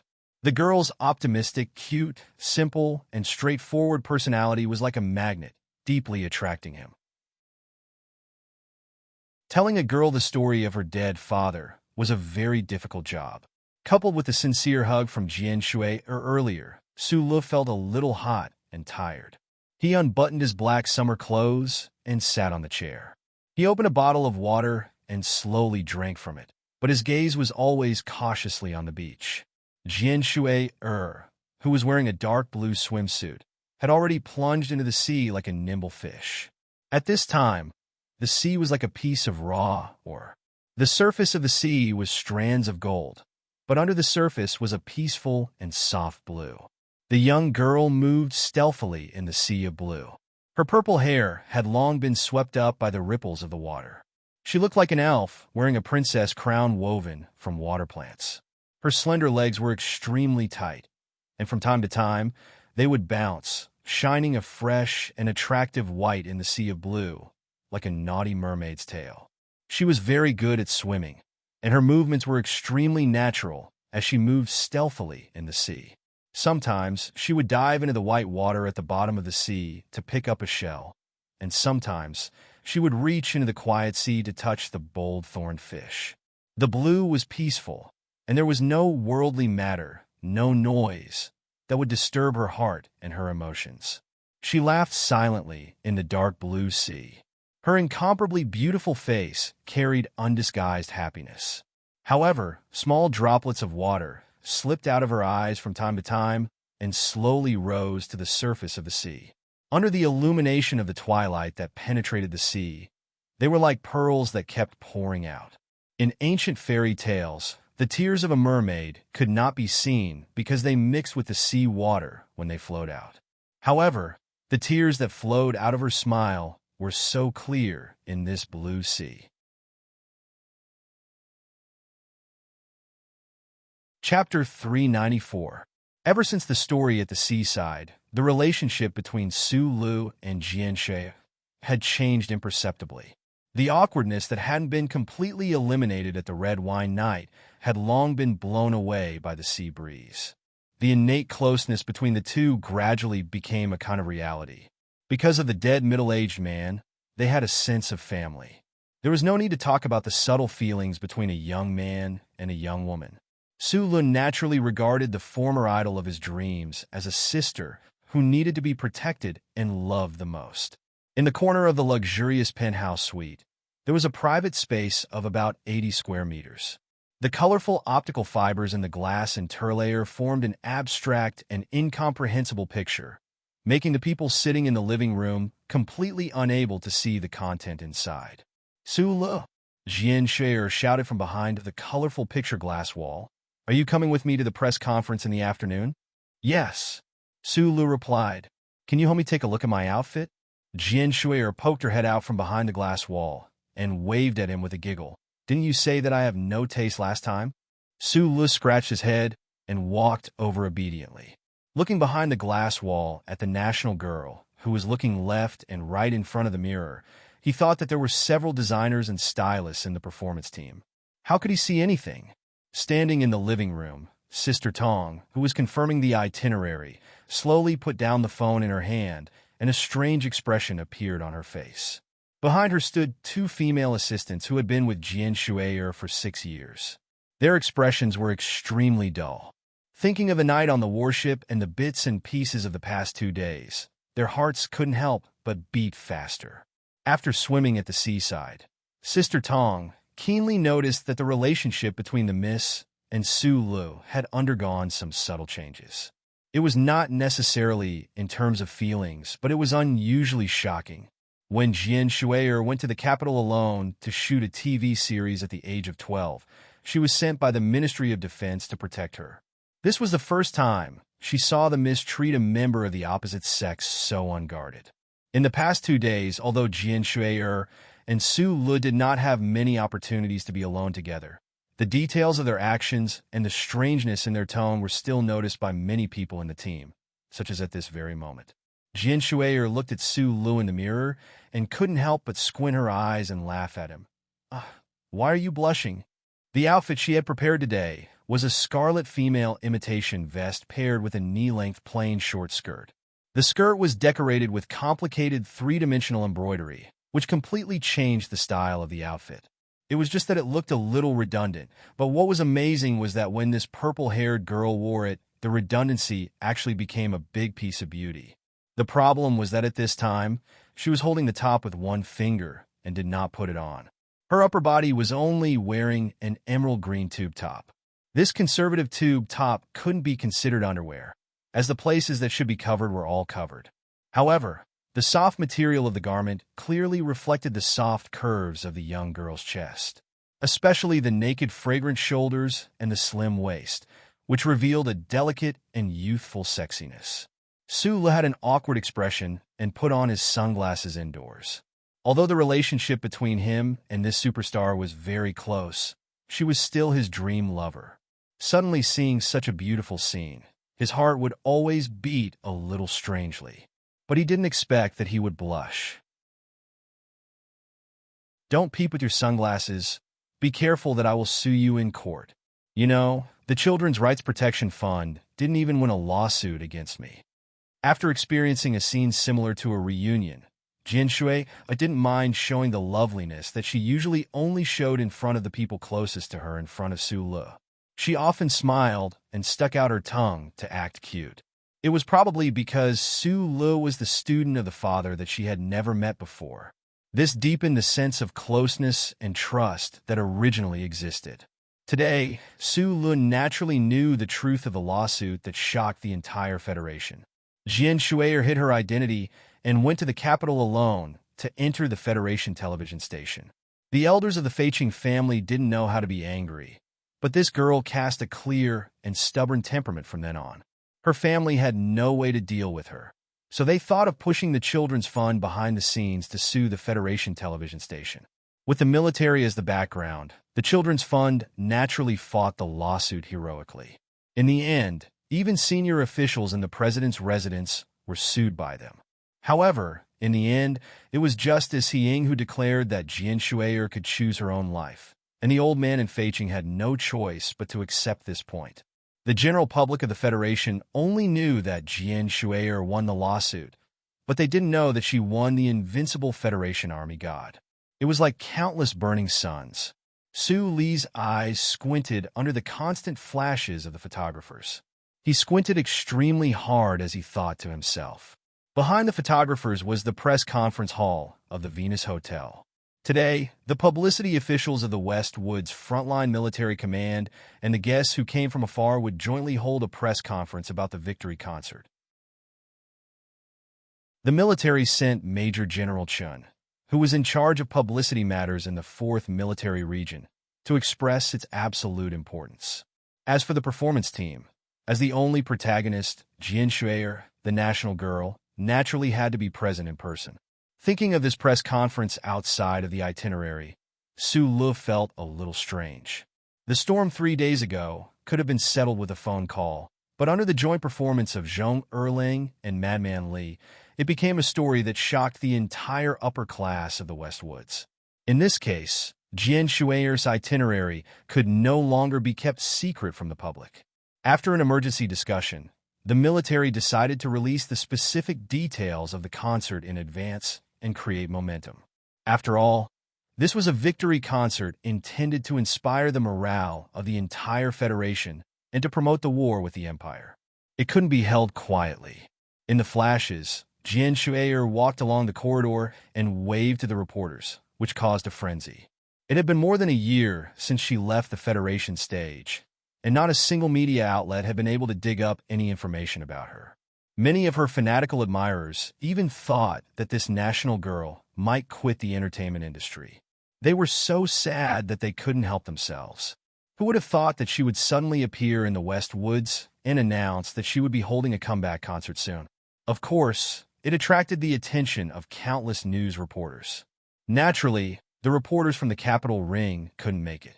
Most of the reporters present today were military reporters, and they didn't expect to be so lucky.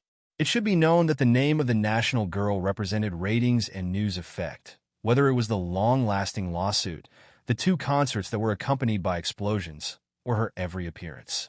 There was a saying that it was often difficult for a girl star to control the stage, but Jian Shuier was obviously an exception. She was calm and gentle, and showed the most beautiful side of a star. But no one would have thought that at this time, she was asking, "What time is the spaceship taking off?" Is the West Woods roast lamb leg that you promised to treat me in time? In the cameras of the reporters, the national girl's lips were slightly open, revealing her white teeth. Her smile was exceptionally bright, and no one thought of the question that she was thinking at this time. The expressions of the people around her were slightly strange, but they heard this sentence and guessed who she was talking to. They all looked at Sue Le behind her. Sue Le nodded. Most of the members of Team 7 had already taken control of the key positions at the press conference. In addition to the members who stayed behind and Sue Le, there were 4 people in black suits who followed Jian Shuier. Amid the flashes and clamor, the 4 members clearly heard the 2 sentences of the conversation, and the expressions on their faces were slightly strange. Just like Sister Tong, the members of Group 7 also felt that there was something strange between their boss and the national girl. When they heard these 2 sentences that sounded very normal, they couldn't help but think to themselves, if there's nothing going on between them, who would believe it? Apart from the silent criticism, the members of Team 7 actually felt proud in their hearts. They were even prouder than when Sue Le had destroyed the headquarters of the Iron 7th Division. There were countless soldiers in the Federation, but when it came to fighting strength, Team 7 was definitely not afraid. Now that their boss had gotten the national girl that everyone adored, this kind of fighting strength, who could compare to this kind of fighting strength? A publicity officer of the West Woods Military District acted as a guest host and smiled as he described the general itinerary of Miss Jian Shuier, but he was unwilling to disclose the specific time and location of the victory concert. He pointed outside the window to a large building under the Tsang Mountains that faced the sea and said loudly, "When the victory concert is held, the Tsang Mountain Stadium will be broadcasted live. The local stars of the West Woods and the special representatives of the military will participate." The reporters understood the meaning of these words. The Tsang Mountain Stadium was grand and magnificent, but it was actually just a side venue. Someone asked, "Where is the main venue of the victory concert?" The host deliberately paused for a moment and then said firmly, "It is my honor to inform everyone that Miss Jian Shuier will personally go to the front line and sing for the brave soldiers of the Federation." The press conference suddenly quieted down. The West Woods was the front line of the Federation, but the real front line was the planets that were full of smoke and fire. Most of the reporters present were military reporters, so they naturally knew the danger that the 2 words front line represented. Jian Shuier had been quiet, and even seemed to be obedient as she sat behind the table without saying a word. At this time, countless cameras were activated again, and only the sound of small motors could be heard in the silence. After a moment of silence, a reporter asked with a serious expression, "Is the military confident in Miss Jian Shuier's safety? Also, the victory concert will be held at the front line." "Which front line exactly?" "You also said that the military is very grateful for Miss Jian Shuier's bravery. In order to protect her safety, we cannot disclose the specific location of the concert," the host answered. This explanation made the reporters immediately stop asking questions. They were all reporters who ran the military line and were very clear about the importance of safety. Sue Le had been standing silently in the shadows below the stage, 5 meters away from Jian Shuier, ready to rush up to rescue her at any time. He quietly looked at the unfamiliar scene of the press conference and suddenly felt a little strange, because it was obvious that a few reporters began to secretly take pictures of him after whispering a few words. Chapter 395. Until the end of the press conference, the accident that Sue Le was worried about didn't happen. In a foreign land, although he had the full cooperation of the military, it was very difficult to completely control the entire hotel and eliminate all potential dangers with only a dozen men from Group 7 and dozens of guns. He had to be careful. On the rostrum, Major General Chun, who was in charge of the 4th Military Region, had just finished his passionate speech.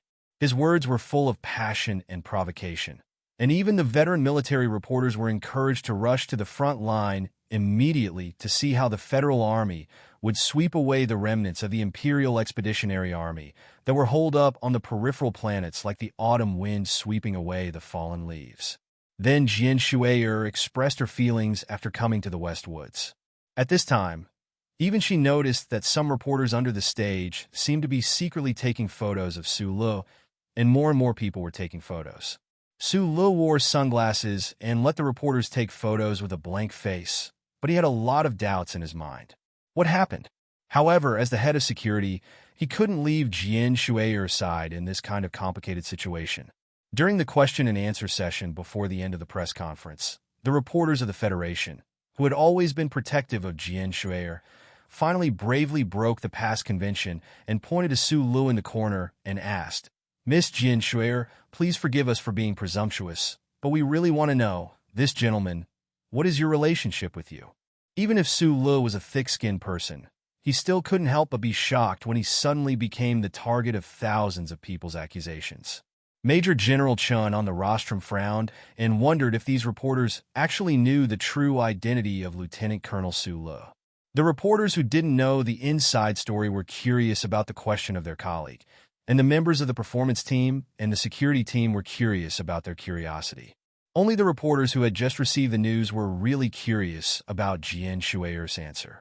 Of course, they thought that this national girl would answer as flawlessly as usual, cute and amiable. So when they heard Jian Shuiyer's real answer, there was a burst of incredulous exclamations in the room. Jian Shuier opened her big eyes and looked at the reporter curiously. After a slight pause, she seriously replied, "He is my friend." The Golden Star Hotel was a military property, so the 4th Military Region sent a lot of soldiers to maintain order. Fortunately, the riot of reporters, who was almost triggered by Jian Shuiyer's answer, was blocked behind the corridor. They could only watch the mysterious man in sunglasses and Jian Shuier disappear in the corridor. Back to the suite on the top floor, Sister Tong turned on the TV and the internet as quickly as possible. Everyone looked at the headlines on TV and the large, eye-catching words in the online community. Only then did they understand why the reporters were in such a commotion today. Jian Shuier held her slightly hot cheeks with both hands and gently stuck out her tongue. She looked at Su Lu and smiled. Sorry for the trouble. Previously, when she answered the reporter's question and said that Su Lu was her friend, it was purely natural. According to her usual image of a cute national girl in the Federation, it was easy for the reporters and audience to accept her security director as a friend. However, the word friend seemed rather inappropriate today. In the studio of the Federal News Channel, the female anchor, who was usually very serious, had a spring in her eyes and a smile on her red lips. The nation's young lady, Jian Shuier, has not appeared in front of the public since the terrorist attack in the 4 provinces. Now that the mastermind behind the terrorist attack has been punished by the law, our cute national girl has appeared again. But this time, she appeared in the West Woods. According to the Department of Defense's press release, we learned that Miss Jian Shuier will hold a concert called Victory in the West Woods. As for the specific situation, we will send the live broadcast of the concert press conference later. And this morning, an explosive news about the national girl appeared on the Federation's network in advance. The female anchor zoomed in on the photo in the background and said with a smile, "This is the exclusive beach of the Golden Star Hotel in the West Woods." Someone accidentally took this photo. The photo zoomed in on the Federation News Channel was a bit blurry. It seemed that the person who took the photo didn't use professional equipment, but it could still be clearly distinguished that the girl hugging a young man in front of the blue sea and white sand was Jian Shuier. At that time, Jian Shuier was only wearing a dark blue swimsuit. The intimacy was obvious. If I remember correctly, this is the first time the national girl appeared in a swimsuit in public, a white-haired old man in the studio said with a smile. The Federation girl has grown up after all. She has indeed grown up. The female anchor said with a smile, "I think that countless families in the Federation have watched her grow up day by day since she was 12 years old. They must have been waiting for the day when the national girl fell in love, but they didn't expect that this day would come so suddenly." Sister Tong and her 2 female assistants looked at Jian Shuier on the sofa and Su Lu standing beside her with a complicated expression. Jian Shuier was actually watching the news with great interest, and Su Lu didn't seem to be affected by it, but his expression was a bit ugly. The photo that was taken in secret first appeared on the public network of the Federation and immediately raised a huge uproar. Even the news channels of the major TV stations that had always been serious immediately produced special programs to review Jian Shui's brilliant career. Then, with a warm tone, they began to speculate about the love affairs of the national girls. There was no telling how many uncles and aunts were crying because of it. The West Woods was so far away from the capital ring that the people in the penthouse suites didn't know about it until now. Then, the Federation's news channel began to broadcast the news conference. The director kept focusing on Su Lu, who was in the shadows, and at the same time, repeated Jian Shui's response of saying that he was a friend several times. Sister Tong turned off the TV in annoyance, only to find that the situation on the internet was even worse. Everyone was guessing who the love interest of the nation's girl was. There were all kinds of different analyses. Some people guessed that it should be a rich family son from Givenchy's summer outfit. But more people saw the news conference broadcast earlier and thought that it was a love story that could be compared to a movie's bodyguard and a celebrity. Sulu lowered his head and looked at the black Givenchy summer clothes he was wearing. He thought that it was time for him to change his clothes. Just like how the Federation's news channel created a warm and positive tone for the news, most people on the internet followed the development of the situation with a kind attitude. But there were also some fanatical supporters who began to clamor on the internet to find the lucky scum who shamelessly blasphemed the young goddess. Secret photo? Leak? Storm? Acquiescence? This plot is really vulgar. On the road, when they saw Zhong Ziqi's poem displayed on the white Duran limousine, Su Lu and Jian Shui tacitly came to a vulgar conclusion. At this time, as the people involved in the explosive news of the Federation, they looked at each other and came to the same conclusion again. Sister Tong didn't understand what they were talking about. If the old man thinks that he can hide from us like this, he is insulting his intelligence as the god of war. Jian Shui helplessly rubbed her forehead and muttered. The Golden Star Hotel was heavily guarded by soldiers. More importantly, the vantage points from which they could see the beach were closely monitored by Team 7. If it wasn't for the military, how could they have taken that photo? Sulu even suspected that someone in Team 7 had taken this photo. After all, it was clearly the military's will to expose this news. The most important evidence was that whether it was the Federation's news channel, other private TV stations, or even the supposedly free internet, their comments on this news were so warm and positive. Other than the actions of the Federation government, or the terrifying influence of the old man, who could do this? What does the old man want to do? Jian Shui held her chin, frowned, and looked at the blue sky outside the window and said, I really want to call back and ask him. Su Lu was Feng Yu's student, so the old man liked him very much. He could imagine how much the old man doted on Jian Shui over the years.